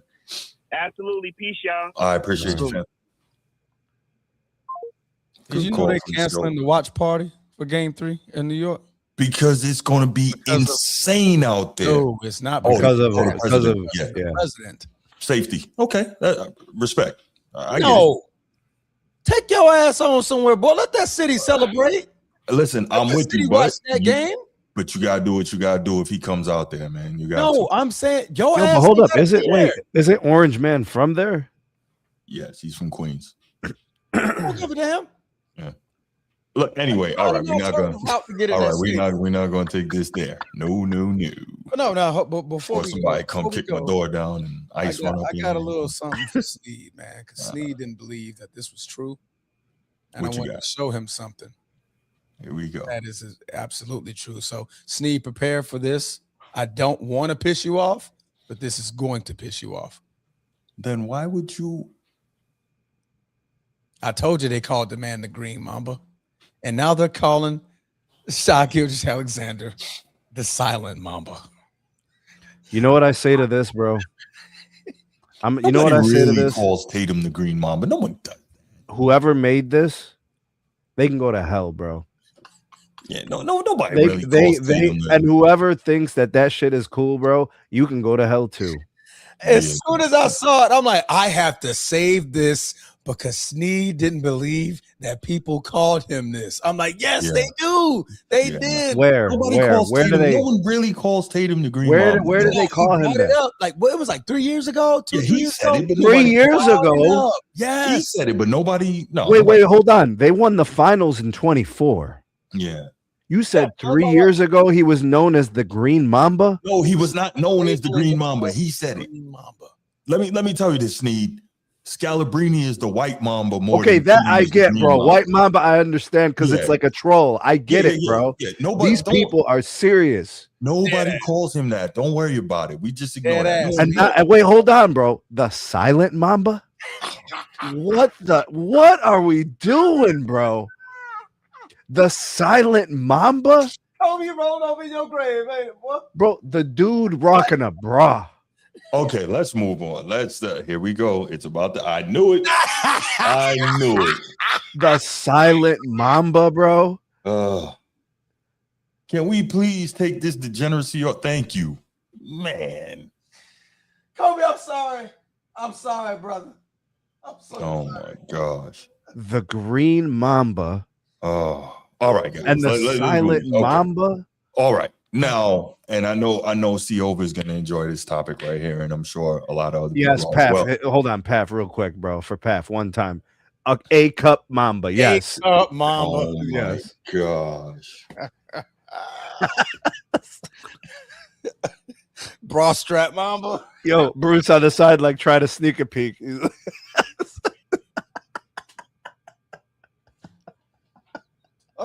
man.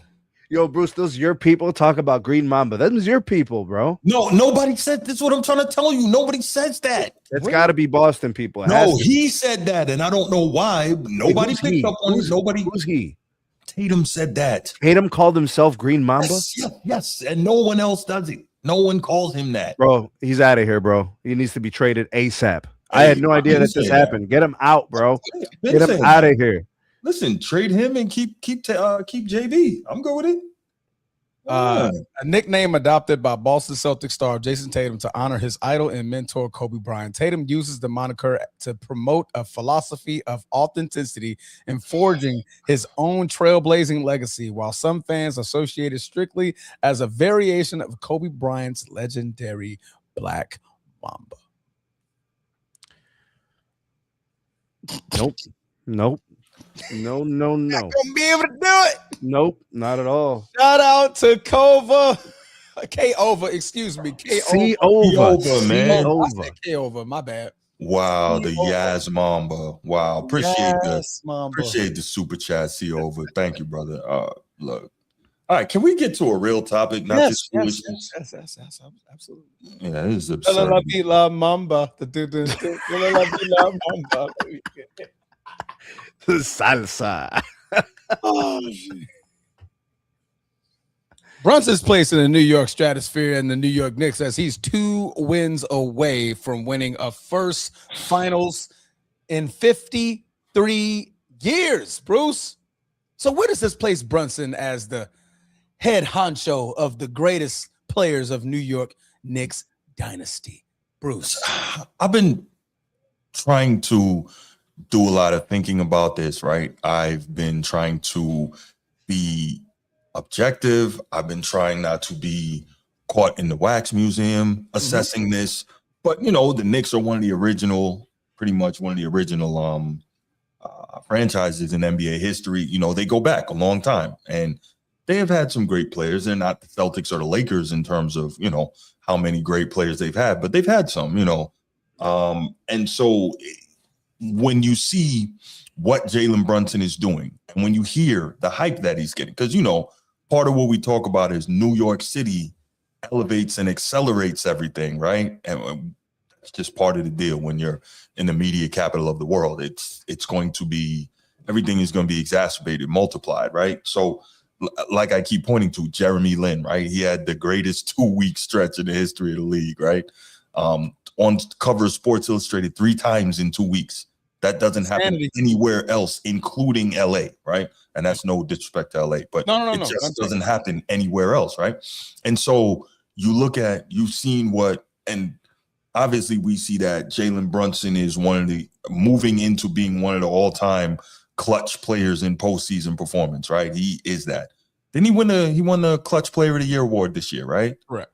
Right. So we know the Brunson burner, we know how he gets it going in big moments. Even when he hasn't played well, you know, for the bulk of the game, he somehow manages to turn it on when they need it most.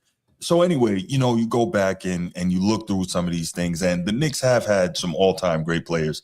And so this now starts to create the question for me about, you know, Brunson and where he ends up in terms of that particular discussion. So before we get started and I get you guys' takes on this, I wanted to play some thoughts on Brunson in this particular discussion.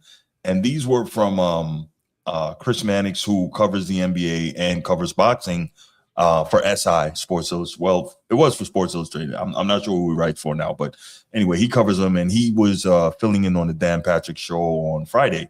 And he kind of talked about this. So I wanted to play this clip, and then we'll kind of get back and we'll talk about, I'll first give the guys I kind of have who are my top Knicks, and then we'll go from there and see maybe where Brunson fits in with all that. Because we know once you win a championship, especially in New York, especially after all these years, it's going to be amplified to the utmost. So let's go ahead and play this.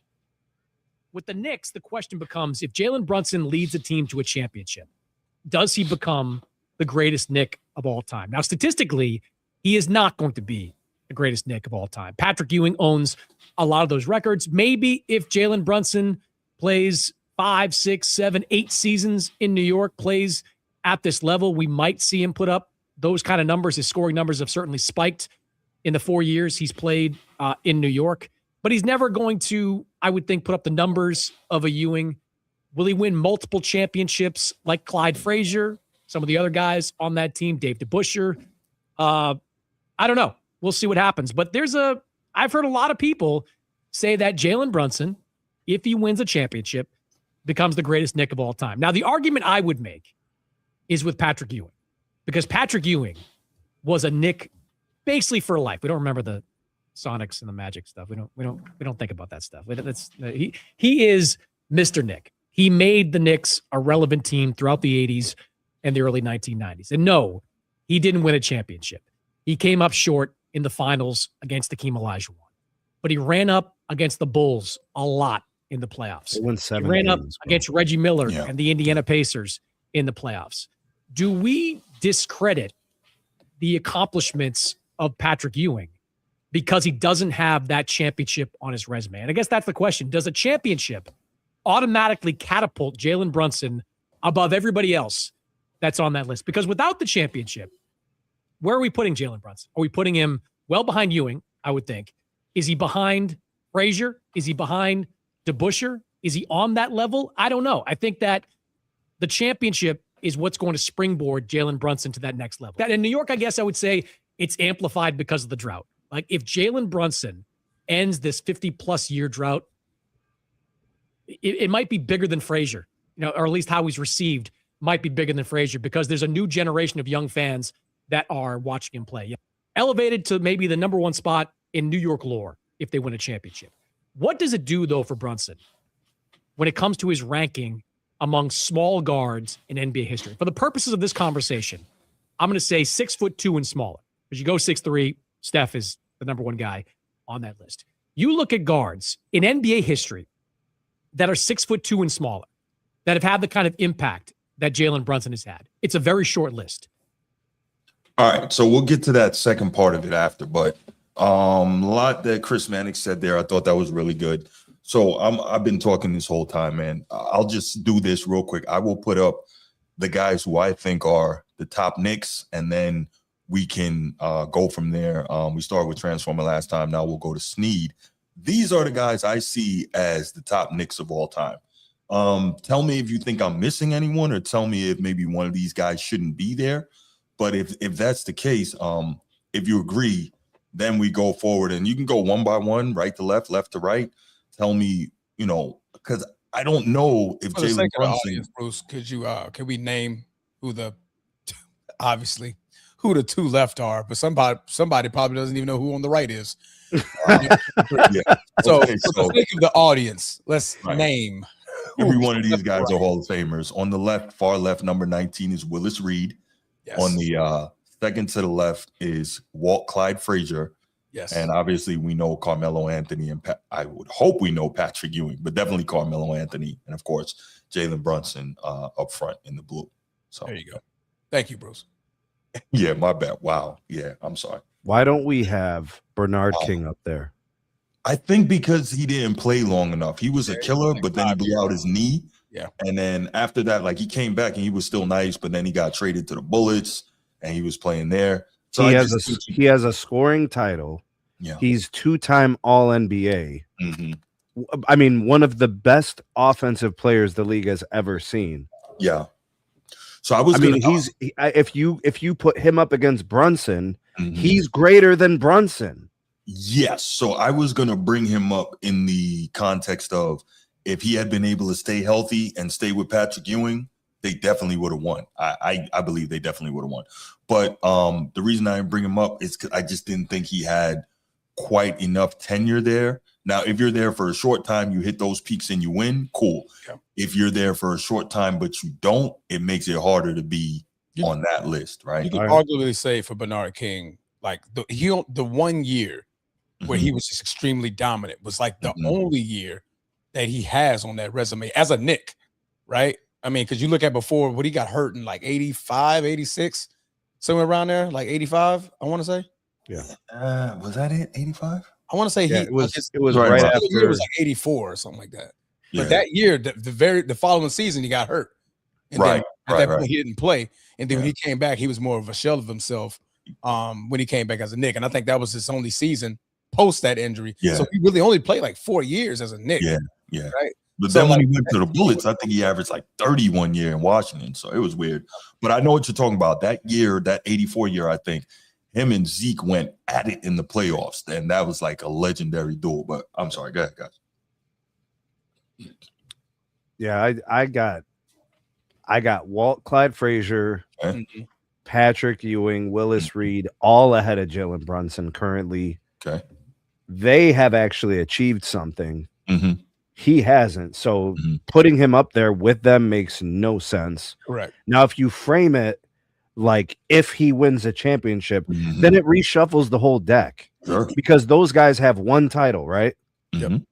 With the Knicks. So he would have a title, they would have a title, and then Jalen Brunson has been all-star caliber. He's been MVP worthy in considerations. Of course. You know, he's had all NBA selections. Like, he has all the things. You know, he's an excellent scorer for his era. He's a small guard, and I think he overachieves sometimes. He's very clutch. He has earned the respect of his peers, his teammates. Opposing coaches have to account for him all the time when he's on the floor. He's clearly an excellent player. He just has to win.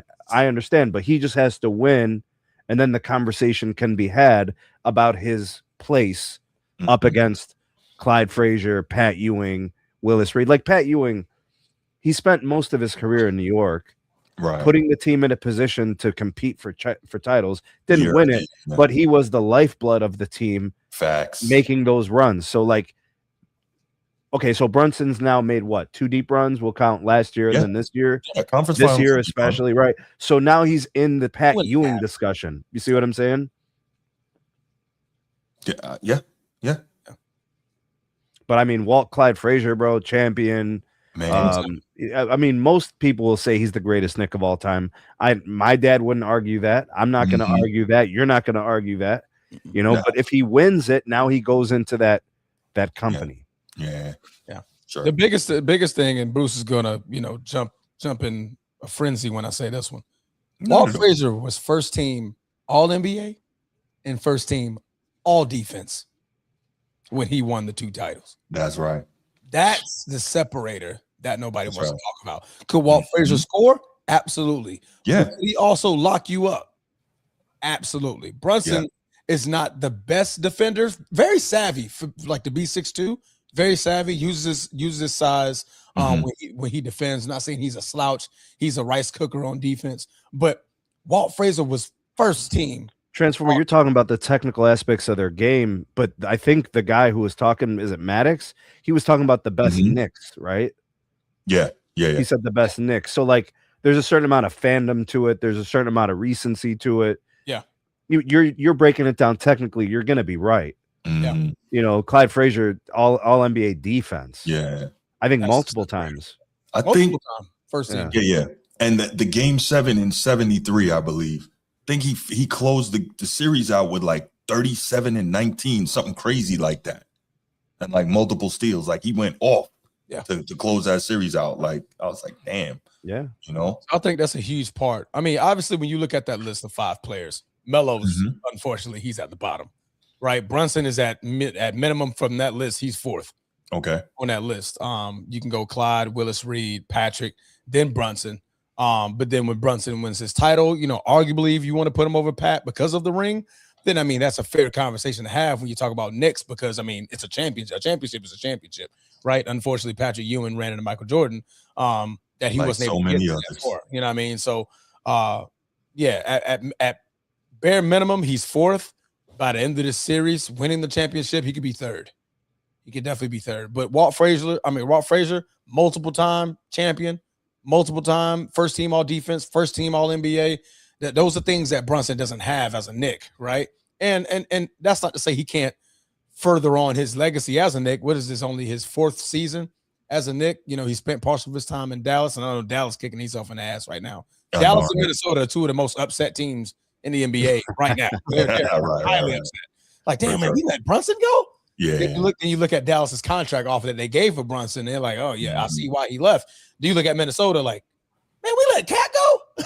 Like, you see what he's doing, obviously, in the finals. But yeah, I mean, when you want to talk about the greatness of those players, again, we're a little ahead on the curve, right? You were so far ahead, like we have to wait a week, like Sneed said, wait a week.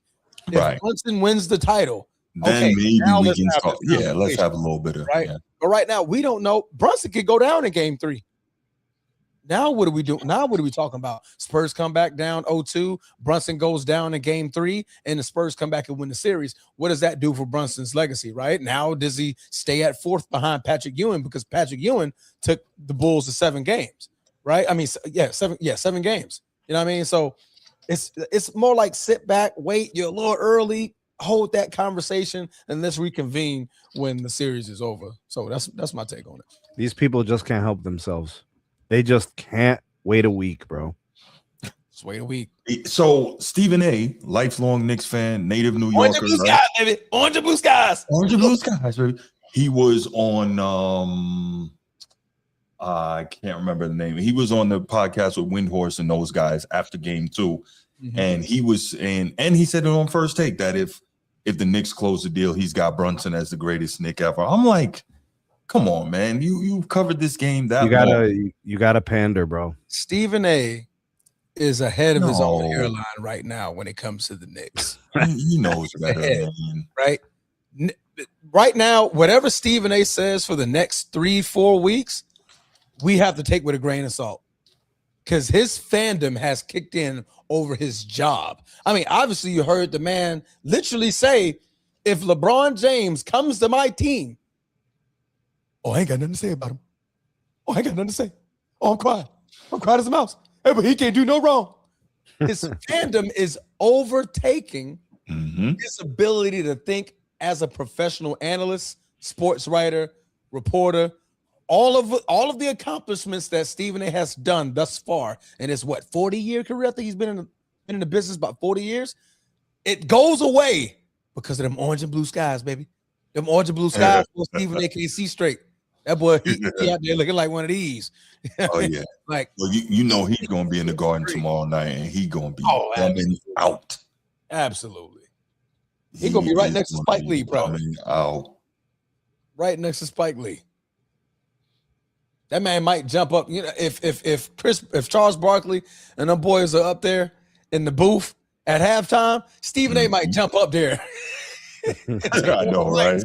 They be like, "Hey man, we're gonna share this today." I don't know, boy, but it's Stephen A. It's Orange Blue Skies, baby. It's Orange Blue Skies, but you know I gotta say something. You know I had to come over here and see. Right. Stephen A. He gonna get crazy. New York is a different place, bro. But Brunson place right now. You can say to be continued, TBD. I said TBD, to be determined. We don't know where he's at.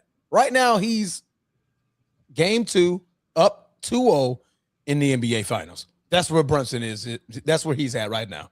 That's all we can say. That's all we can definitively say. We don't even know if he can win the MVP.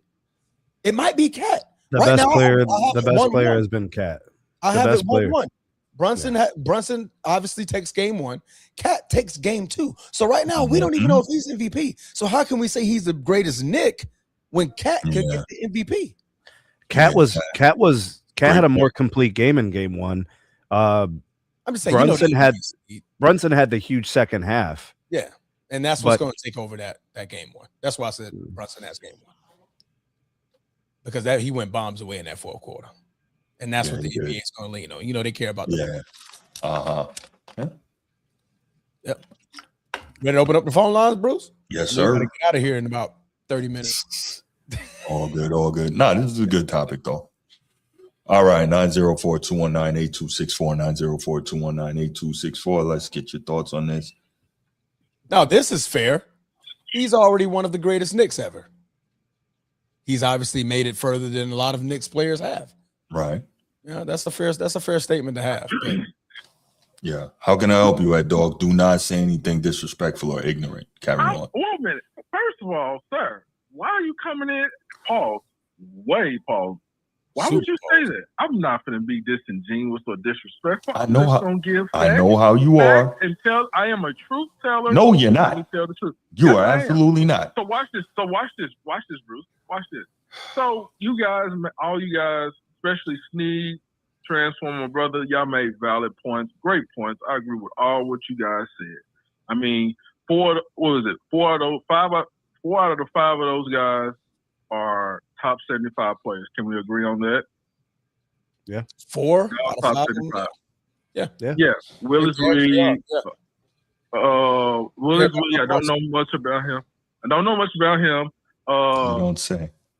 Walt Frazier, I know. I mean, look, he's a top 75. Both of those guys are top 75. Walt Frazier had the suits on, looked fresh and everything like that. Like he's about to cross 110th Street. So, who else? Melo. Yes, Melo, he's a top 75 as well and everything like that. Melo is one of my favorite players of all time. Yeah, you had the foolishness to say he was the GOAT. No, well, hold on. It's not foolishness as his son and Brandon Miller and other kids out there saying that Paul George is their GOAT. That's also foolish, but don't try to make it any better. Okay, and then also Patrick Ewing. Didn't he went to the finals twice, Bruce?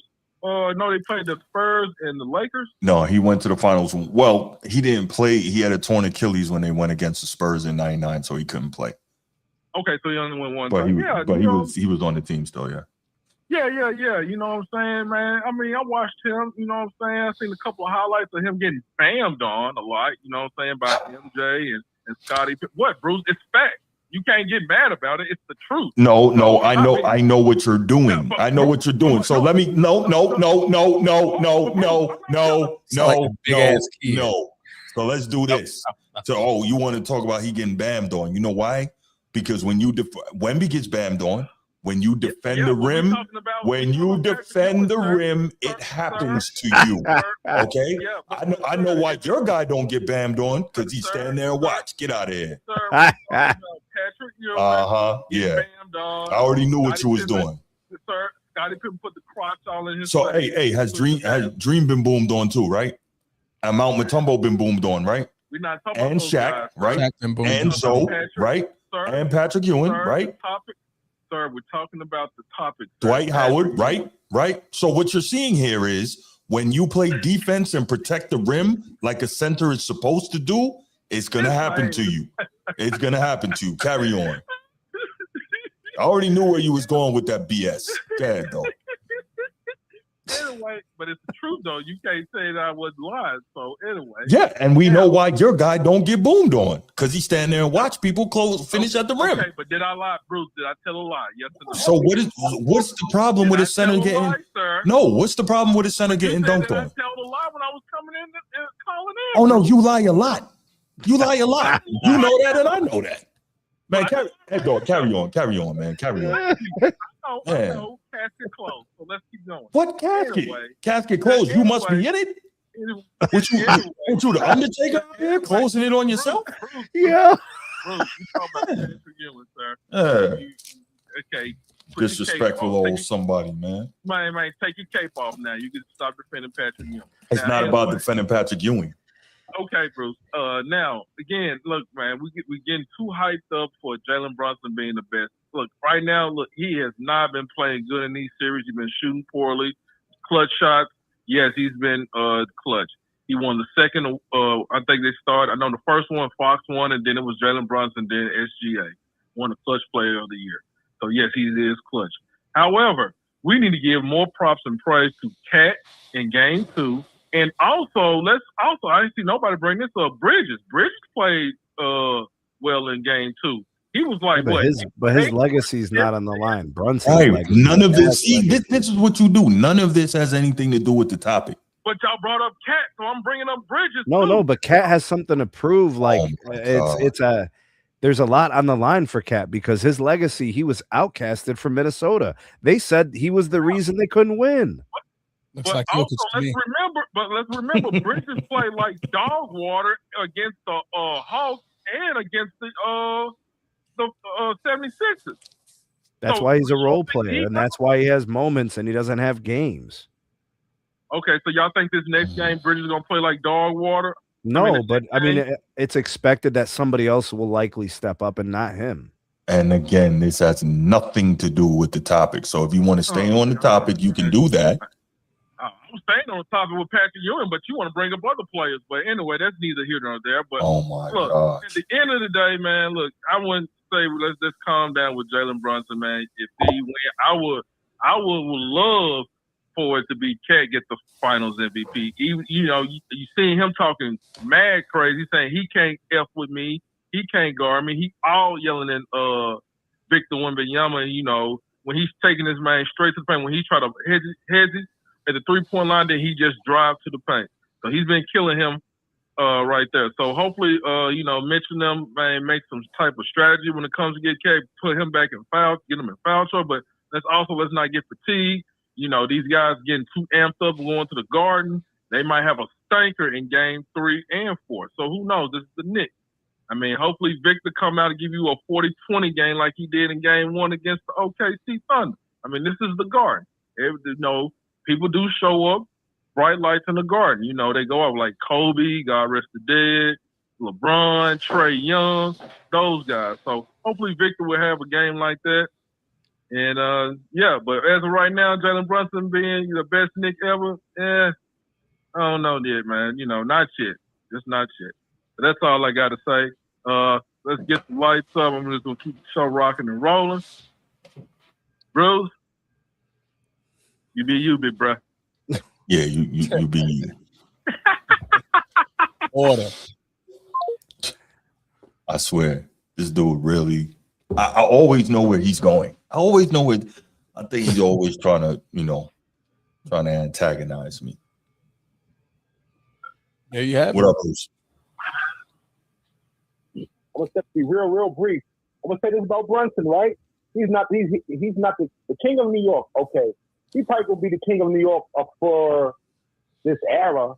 There's many kings. There could be many kings of New York. Well, he most definitely will be a king of New York if he win a ring. For sure, because it's been 56 years, brother. That counts for something. And let's be real. Brunson kind of brought the Knicks back to relevancy, Before Brunson, who was it before Brunson? It wasn't even Melo. Before Brunson came, who was that guy? Real quick. Patrick Ewing. Huh? It was Patrick Ewing. No, I'm talking about who was that guy before Brunson got to the Knicks? What were the Knicks? Oh, Melo. It was Melo. What? Yeah, yes, Melo's been that's the only other success story that they have of being a Knicks in the last 20 years, to be honest with you. I'm a Melo, okay, Melo. I never, even though Melo, quote unquote, supposed to be from Baltimore and all this, I never was a big Melo. I never was a big Melo guy because he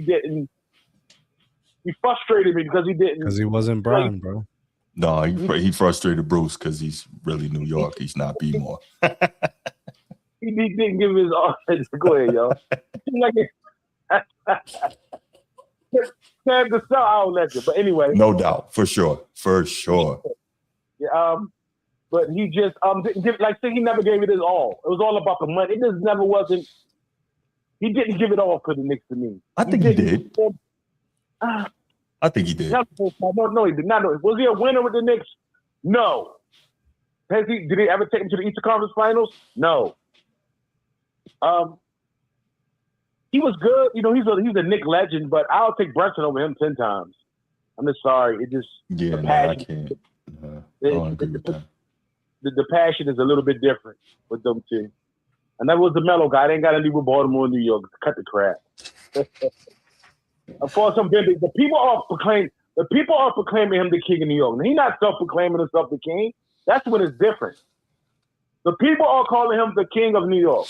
Hey, man. Yeah. It transformed. Let me see the only land of plane. Man, leave Stephen A. alone. He had like a happy little kid right now. Hey, he got his goggles on. Yeah, he does. He's dragging for real right now. Boy, I know he can. I don't know what he might have damn hard, but them orange blue skies, baby. Them orange blue skies. Can't say anything about the orange blue skies, boy. I'm so happy. Bruce, you look so good. Hey, Sneed, boy, you look so good. Boy, your tie is looking awesome. I say, boy, can't nobody keep me in a bad mood today. But I tell you, them orange and blue skies, I'm ready. Oh, first take, here we go. He be hype. Like Patrick Ewing as the greatest Knick, as everybody proclaimed. Probably not, but he's will be inching closer. Matter of fact, Patrick Ewing even beloved in New York like he once was. Yes. Yes. Always. Okay. Always. Yeah, they love him. And what? Because one thing about like, and you know this being from Baltimore, right? Gritty cities like that love people that fight for them and embody their culture, right? And so even though they would have loved to see Patrick Ewing win a chip, I was there for a big part of that. They love that Patrick Ewing went to war every night for them. You know what I'm saying? And I know that, I know Ciova can, you know, he can agree with me on that. They love the fact that Patrick Ewing went to war for them. Yeah. They love him enough that Charles Oakley still can't come to New York. Yeah. They love him enough. That's another story, but that's what it's about. That's kind of, But I'm gonna get off. I mean, I'm just saying the Melo, he don't know what he wants. He flip-flops from Baltimore to New York. He don't know what he wants. He know what he wants. Where does he live? He knows what he wants. But who raised him? He could be living in Maryland. Where is he living? No. The place with ridiculous taxes. You know what it says. What city raised him to be the guy that he is, the player that he was, the Hall of Fame player that he is? Oh, gotta be New York, right? No, Baltimore City. Don't get it wrong. He got his name for Baltimore. Trust me. Yeah, whatever, man. I'll hit y'all, boy. All right, brother. Oh man. All right. And we will Brunson wants no parties. Yeah, no, that's love right there. Absolutely. Absolutely. But listen, Herb, and I feel you and I agree. But this is sports media, man. We got to talk about this stuff. It's just how it goes. You know, there's a lot of stuff here that we're like, do we really need to talk about this? But have you been watching or listening to his interviews lately? Who, Brunson? Brunson is the most likable guy, bro. He really is. Yeah. That dude, she was like, Malika Andrews was trying to like feed him these. I can't stand her. Yeah, she's trying to set his ass up, and he's just like, and he's like this. He's like, we'll talk about that later. Right. Yeah. Yeah, Brunson not having it. Very different than Wemby. Who didn't show up? What you and Wemby, bro? Very different than Wemby. What is it with you and Wemby? I think something's happening like underneath with Wemby. I think he's super passionate. I think he wants to win bad. I think that that could be another topic. LeBron in the Bay. Yeah, let's do it, y'all. All right. Final topic of the evening. This is no Steve. Absolutely. You already have LeBron in the jersey in the photo. Yeah, that's cool, right? Wow. That's cool. No. So should have never gave you Chat GPT access, bro. Not at all. Money. Should have never gave you money. No, but so here's the deal, right? Recent reports are that the Golden State Warriors will be making a heavy pitch towards bringing LeBron James to the Bay and making them the geriatric State Warriors. But anyway, that's fun. Wow. What the hell, bro? Hey, man. The Golden State Orthopedics. Right. Those guys are going to be wheeling themselves out onto the floor, man. These guys are going to have walkers. Yeah, but in all seriousness, obviously, you know, Steph, one of the greater players ever. LeBron, one of the greater players ever. Draymond. And so, you know, the rumor is that LeBron, I guess obviously he'll take the meeting. Steph is trying to, and this has been reported by multiple sources, that Steph is going to attempt to recruit him. And I'm like, this is crazy. First of all, for a couple of reasons, right? If you're Golden State, clearly all you're trying to do is recoup some money and sell some tickets here. You can't possibly believe that adding LeBron is going to bring you a championship, being as far from winning a championship as you currently are with the way that roster's constructed, right? You're bringing another older guy who makes your defense, you know, even more. He's not getting any younger, right? And again, is he playing well at his age? Yes, but he's not getting younger. And so that's a good one, Cali Observer, for sure. So with that said, I don't understand what you expect to get by bringing him except for selling tickets and selling jerseys. So this to me seems like one of those situations where ownership absolutely doesn't care about winning. They're just trying to make some money off of the move. And then, of course, yeah, there is the Bronny part. There is the Bronny part. But let's before we get started and we really talk about it a little more, and I can't wait to hear what Sneed and Transformer have to say about this. I would like to play some sound that we have from Colin Cowherd on the possibility of this happening and what he thinks about it. So let's go ahead. And it's about 2.5 minutes, so I'll start and stop, and we'll go from there. Here is another report. Clutch Sports, Brett Siegel. Golden State is open to pursuing LeBron James because they don't think they can get Giannis.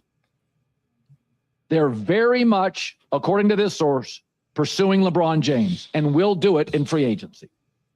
So listen, first of all, LeBron would be an additive. He was on some nights this year the best Laker player. He would help. I like Cowherd. I listen to Cowherd a lot. I've listened to Cowherd for many years. He's much better at talking football than he is talking basketball. But okay. LeBron. King of the chat is back. That's pretty good. I like that. So the first thing is, I'm going to ask you guys, do you two, do you two, Transformer and Sneed? Transformer is super objective when it comes to LeBron. Clearly, I'm not. Sneed also very objective when it comes to LeBron. Shut up. Here's my question. Do you guys believe that LeBron would be an additive to Golden State? Define additive. Well, I assume additive makes them better. You mean net positive? Sure. He said additive. So, but yeah, I'll assume he means a net positive. Okay. If the completion of their strategy, then yes. What strategy is that? Sell tickets? Because the report that's actually missing is actually a 2-part report. They're trying to get LeBron James, but they're also trying to get Anthony Davis. That's what's not being reported. Wow. Okay. So you want an old man and a cripple. They want, I'm not finna add on to what you just said. I like it. They're looking to try to get LeBron James and Anthony Davis reunion back in Golden State. So you want an old man and a cripple. I repeat. I didn't say no old man nor cripple. I said LeBron James and Anthony Davis. Basketball terms? He's a veteran. Yeah, he's a veteran. I don't call you old. I call you that he's an old man. He's the oldest player in the NBA, correct? I call you a veteran, Bruce. I don't call you an old. The wily veteran, bro. He's a veteran. He's the oldest man in the league. He's a veteran. He's an old veteran. And actually, the more you call him an old man, these young players need to be put to more shame. Absolutely. This guy is still better than most of them guys. Okay. Okay, so all right. So AD's not a cripple, huh? No. Mr. Glass? That is true. Okay. But a cripple means he has a disability.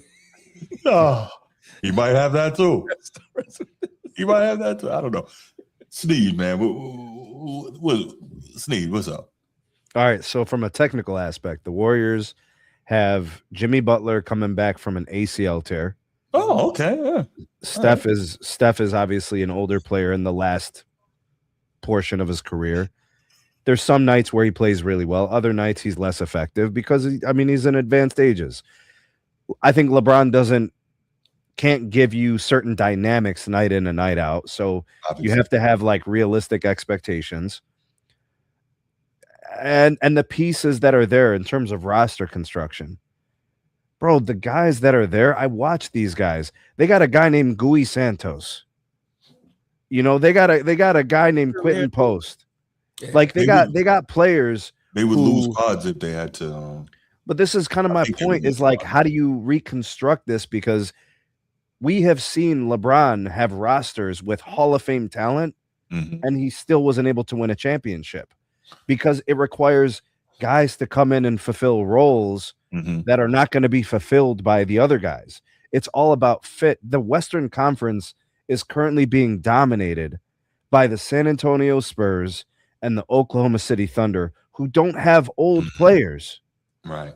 And even if you look at the second tier of teams, the Wolves are not old. The Wolves, the Nuggets. You know, like they're players that are in their second and third contracts. Wow. They're in the middle to late 20s, and then they sprinkle in the veteran that's at 30 and 31.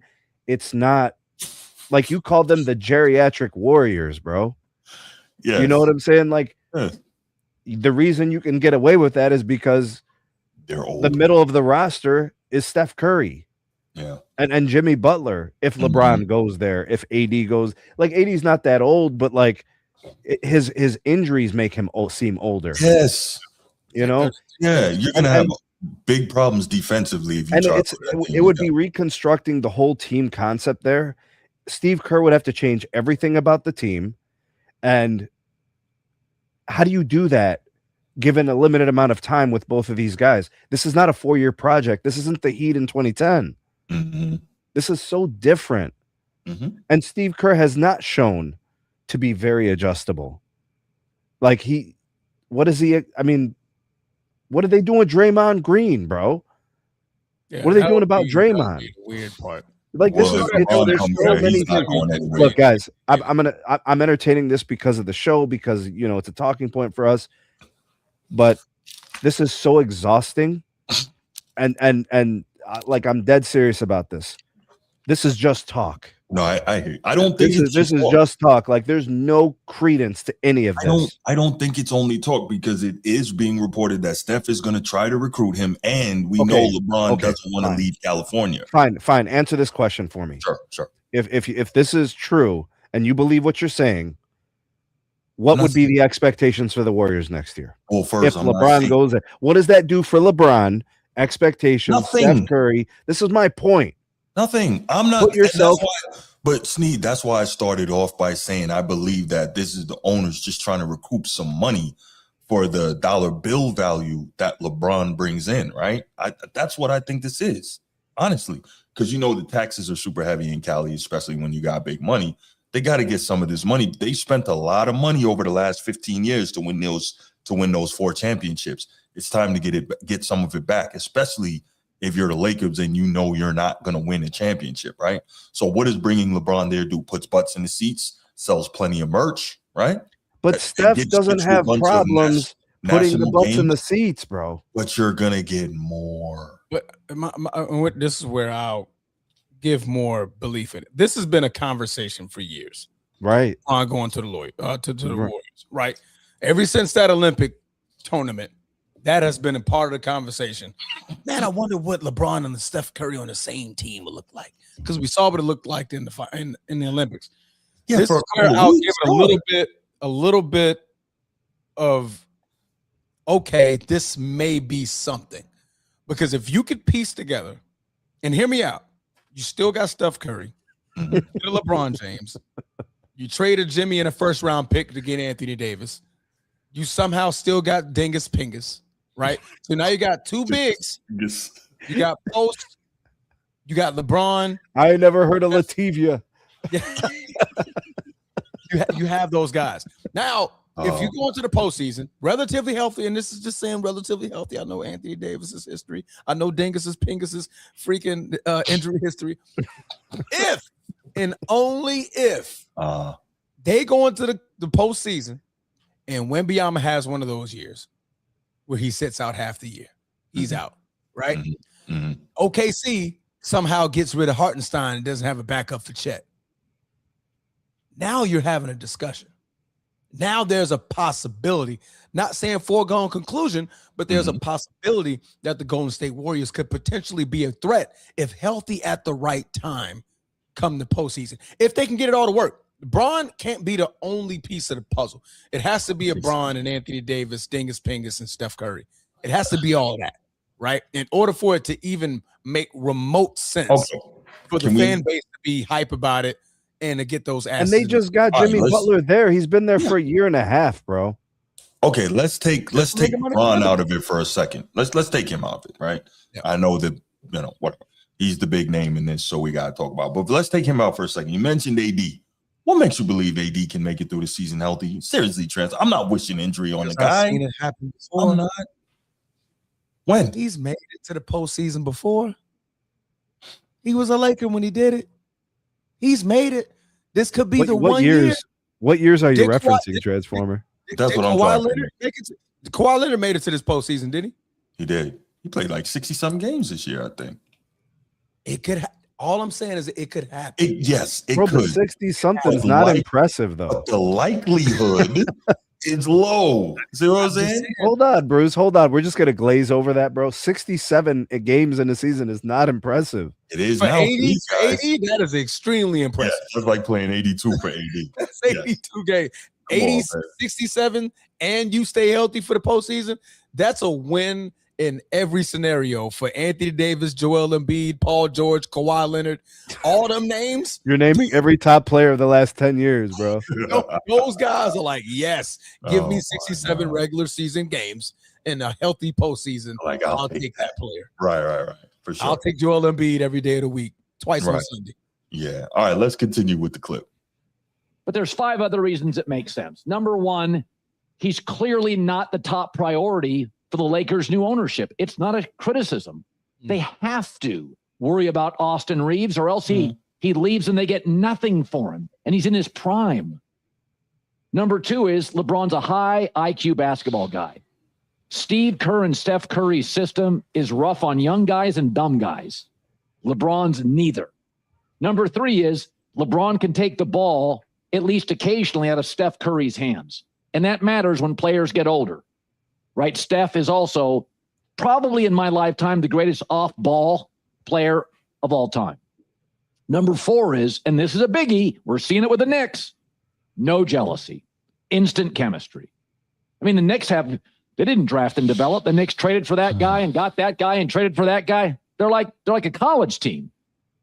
Draymond, LeBron have vacationed. Kerr coached Team USA. Curry and LeBron, who are friends, were on the last Olympic team. And number 5 is, I know. You don't want to hear it, but LeBron likes California. A lot of people do. It's a 40-minute private jet from San Francisco to LA. So I think this is doable. I think it's realistic. It would be, honestly, it would be the Last Dance 2.0. Listen, in the history of the NBA, San Antonio, if they won the title, would be a complete outlier because they're really young. I'm sorry, I didn't stop at the right point. Did you just hear this guy say it would be the Last Dance 2.0? See, this is what I don't like. The whole point of the last... I actually have a bigger problem with something he said. He admitted that he doesn't watch the Golden State Warriors play basketball. He doesn't even know how the Warriors use Steph Curry. Mm-hmm. He doesn't watch. Bro, these guys just go up and say anything. They just say whatever they want, and nobody pushes back because he's been doing this for 20-some years. Mm-hmm. Every analogy he makes is about divorces and marriages. He tries to make... Yeah, he's so corny, bro. He is so lame. He's not by himself. He's much better with football. Yeah, it's just terrible, bro. If you listen to him for basketball discourse, you're disconnected from the association. You don't know what's actually happening. You don't. He's terrible. The only thing that has some credence is him saying that LeBron likes California. That's it. Everything else is all bullshit. The only thing that's true is LeBron just built a house in California outside of LA, $50 million, and it took him 5 years to get the permits. That is the only thing that he could say was the thing about him wanting to be in California. That's it. Everything else is bullshit. It's the shit that's been on Reddit for the last 10 years about LeBron since he went to the Lakers. It's, man, I really don't know. It's yo, what's wrong with you, man? I'm laughing at you, man. I just don't know. That's the point we get to when you hit us with these topics. Well, look, man, you got to talk about it. I mean, it's being widely reported now. Let's go ahead and let Cowher finish, and then we'll wrap. There have been teams that have been a little long in the tooth. Remember that Warrior team that beat the Celtics a couple years ago for the last title? They're a little old. We thought they were too old. Too old can have some playoff success. too young almost never wins a title. And I'm not saying it's a title team, but it's a squad. That's what I was saying. If they complete the project, it can't just be LeBron and Steph. That's not the project. I don't think there's anything they could. That team is too old. It's gonna be like a sieve on defense. No. It's just this to me. And again, I could be wrong. To me, this is nothing more. If it goes down, then the owner just trying to recoup some money. He knows he's not winning a chip with that lineup. But he's gonna make plenty of money, and that's very important to owners too. And the last salvo that you get with the greatest players that this generation has seen. The last salvo. He's like, hey, I got Steph, I got LeBron. Have at it. That owner's happy. Is absolutely happy. When he says widely reported, who's the source? Because here's why I'm saying this. The only thing that makes sense to me logically is that this is somehow supposed to be an indication that there is high demand for LeBron's services. I'm sure that's the only thing I could think of because these things have been said for a long time. Yeah, I'm sure part of it came from Clutch. Also, Yahoo Sports reported it. I believe The Athletic reported it. And, these are outlets with some good journalists. Yeah, they want LeBron to look like he's a highly coveted free agent. I get it, bro. I get it. Yeah. All right, let's kind of Sean is an idiot.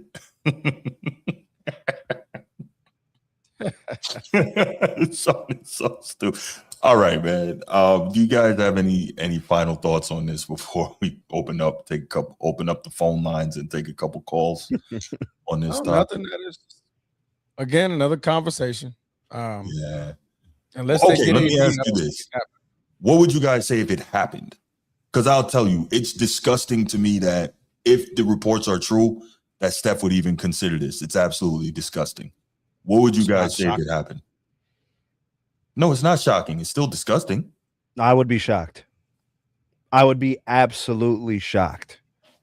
That it happened? Yes. If LeBron went to Golden State under any terms, I would be shocked. Why would you be shocked? Because he wants to be in LA. Yeah, but that's as close as he can be when LA's making it clear they don't want him anymore. He doesn't want to be a Clipper. At least not under the terms that he wants to be there. Chief, what's going house on, needs a tenant.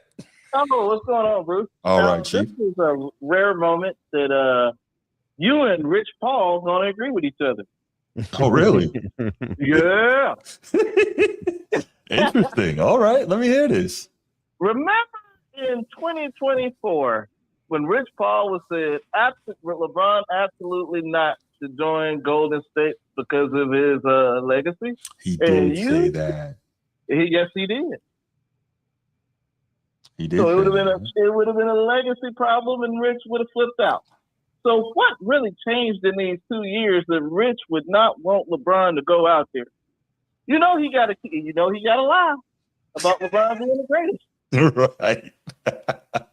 Yeah. No, I think what has changed is LeBron still wants to play, and as Sneed was telling us, the demand is not there for him, so he's kind of got to go where he can be, while trying to still manipulate being in Cali, which is where he wants to be. Which I really don't get. LeBron makes so much money. Why would he want to be in such a high tax state like that? I don't, Hey, when you're a billionaire, I guess it don't matter too much. But then too, then you got to look at. And then I looked at this aspect of him staying in LA. I wouldn't be shocked if LeBron go to the Clippers because I'll be shocked. Huh? I'll be more shocked for that than Golden State. Nah, he wants desperately to be in LA. You gotta understand now. His daughter's there. He got grown sons out the house, and he got his wife there. So I think those things might seem small, but the older you get, those things matter because you're spending more time with the kids growing up, especially your youngest daughter, who's an ace in volleyball. So those things, he got enough money to throw it. He did everything he could do. or he could just simply retire. He doesn't want it. I think so. This is it, right? Even if he wants to retire, I think he wants to retire on his own terms and not make it look like he had to retire because nobody wanted him. You see what I'm saying? Right. I think that's a bigger part of why he's not going to retire this. Well, in my opinion, I don't believe he's going to retire this year. And he wants to stack some more. He wants to stat pad a little more. So there's that. He just said, but okay. If LeBron wanted to make it about championship, if he wanted to really beat the Jordan narrative or the Kobe narrative, he would have chosen somewhere else besides LA in 2018. Because LeBron did not go anywhere without him calculating on him getting another superstar and having the chance of winning. So unless he believes he can win with Steph, that's part of it. But then they're too old. What about the other pieces? Like Sneak said, some guy named Goo Goo or Poo Poo who played for the the Mexican actor, right. Gui Sanchez. There you go. Yeah. So if you don't have them and it's not stacked while he's old, I don't foresee it. And also, they're not throwing that lightning rod, that super 55th pick, Bronny James in there. Come on, so man. I think wherever he wants to go, Bronny wants to go with him. I don't think it's. I can't speak to it. I would be surprised if. Correction. It would not surprise me if Bronny didn't want to get out from under his dad's wing a little bit. But we also know, like, if not for his dad, he's probably not even in the league. So there's that. But he has a guaranteed contract with years. So like he's a trade. He's part of, like, he could be part of a sign and trade. He could be part of a salary move. You know what I'm saying? Well, even though I think new Lakers ownership want to move off LeBron, the deal with Austin Reeves, they got to pickle. They got to. Rob and the new group may added some more pieces to that front desk of our team to try to get a guy, particularly for the cap, just to focus in on the cap. Yeah, they got to move that around. They can say they want to, but what are your other viable options out there besides get rid of LeBron? And Austin Reeves, he gonna want all his money. He ain't turning nothing down. He want it all. Right. Yeah. But will it help? Would it help our backcourt? And would it help the defense? Yeah, we'll be good on offense, but what about those other three guys in protecting the rim? Hey, well, I'm not thinking about any of that. That's okay. Do what you got to do. Of course you wouldn't. Right. But that's what I'm looking at. So if LeBron go to the Bay, I can't see that because Rich gonna have a fit. Rich is trying to protect his guy. Yeah, for sure. All right, Chief, man, I appreciate the call. Always appreciate the commentary. Oh, no problem. I can trust you to keep it objective. You Transformer and Sneed. That's what y'all here for, Well, other than that, man, you guys need to check out Sneed channel as far as him doing analyzing music, man. Those two are great. Oh man, boy, man, you got Dr. Dre and Quincy Jones right there. Thanks, Chief. Thanks, Chief, man. We tried. All right. All right, brother. All right. Oh man, I wouldn't even disrespect those cats by putting myself in the same sentence, man.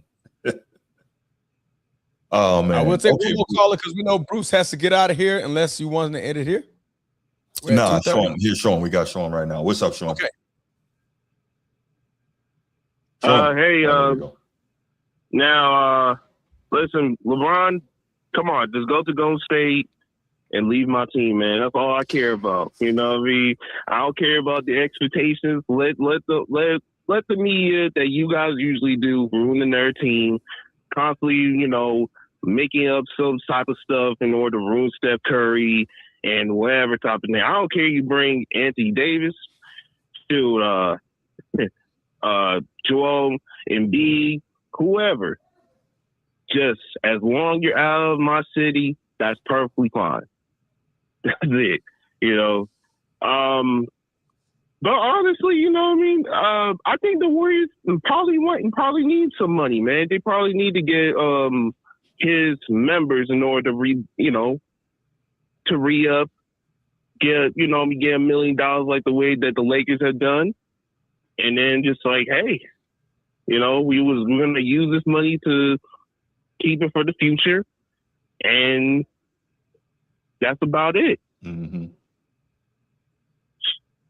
I mean, come on, like, I don't know how the Warriors can actually go against like OKC or the Spurs, unless, of course, something mysterious going to happen. Maybe you have to pull under the, like going behind the scenes bribery.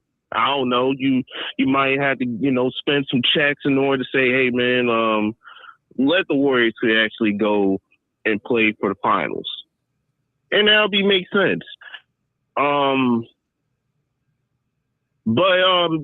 all jokes aside, I think that if the Warriors actually found a way to, if they're gonna bring all those old players that came out of the nursing home, they might have to do is like they have to use the secondary unit for the majority of the season.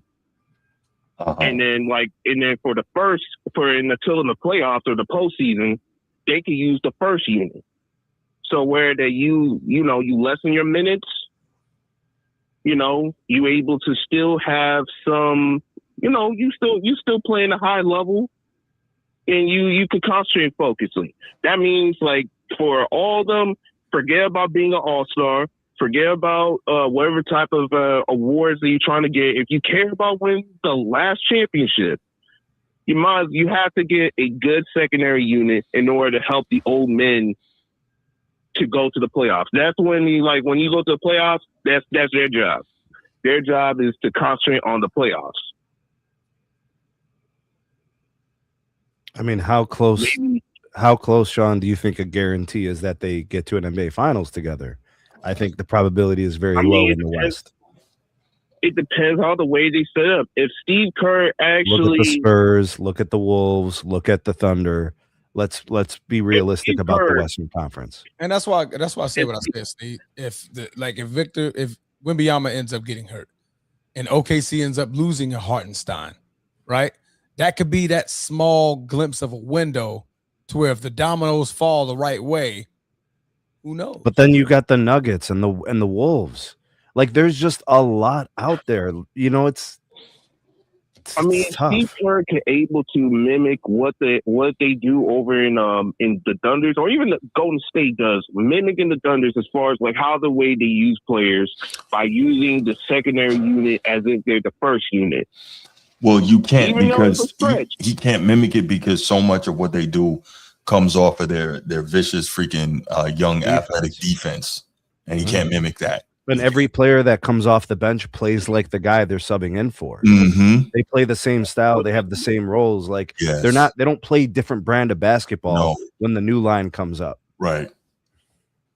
So yeah, I'm just saying that if they actually can mimic some of the things that they do with the Thunder, and also plus, just like the way in the 2020s, even though there was a pandemic, that pandemic actually helped AD from being healthy. He helped him being healthy. He hasn't played, if it was an 82 game, he'd probably crack out. But because of the pandemic and less than the minutes, he was able to be dominant in the playoffs. If they could do something like that, which is limiting their minutes and also use some of that second unit who actually is playing great, then they have a chance. But if I said that if you want to bring all 5 old men, regardless of who's going to come, your expectation is ICU, bro. You know what I mean? No doubt, man. You're gonna be telling them like, hey, how you want your oatmeal? Hard or soft? The milk, skim, or oatmeal, or oat milk? Lactose free. I'm just saying, saying? Like I don't know why Cowherd is out here like trying to say like, hey man, because he has to. He's also on the take. That's why. It's good for his business. It ain't about the media. How can you cannot say any predictions when you don't watch the team? Yeah. He doesn't know anything about Golden State.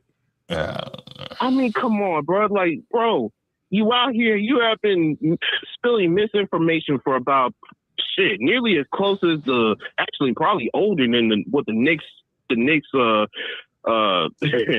championship failures for the past 53 years. Like, bro, you have been doing a lot too much mess, man, just in order to do that. I'm like, I get it, man. That check is strong. I know I see those zeros. It's probably about 8 zeros at the way you counted, just in order for you to give up some dots. I'm like, man, I don't even watch Golden State, but hey, I'm making the stuff up. I'm like, come on, man. Mm-hmm. Come on. You ruined that's exactly why the media, as much as that I do agree. Okay, I actually missed in that first conversation with Wemby as far as like his about the way he all right, Sean, hold on. I gotta get you to land this plane, man. I gotta get you to land this plane. Okay, I'm getting land this plane. All right. If the Warriors actually found some type of way, the expectation is ICU, man. That's all it is. No more. All right, man. I appreciate you. Reruns. All right, Sean, man. You have a good one, brother. Thanks for the call, man. All right, Sean. Oh, damn. All right. So we are gonna leave it right there, y'all. I gotta run. Thank y'all for being thank y'all for being here with us this evening. We really appreciate it. NBA show. NBA's giving us tons of content right now. Obviously, tomorrow night, obviously, is game 3, and we talked about game 2 being a must-win for the Spurs. Good God, game 3, right? Bing bong. But yeah, y'all know what time it is, man. Hit that like and subscribe if you haven't already. If you're watching on the live, thanks for being here. If you're watching on the replay, thank you for being here as well. Make sure that you share the show, because we know if you watch a show like this, you talk sports with other people in your orbit. So make sure you like and subscribe to the Format Podcast. Make sure you like and subscribe to Steve Stevenson on Media Network. And me all confused earlier. Right. You can send all business emails to stevestevenson@gmail.com. And we out. Peace.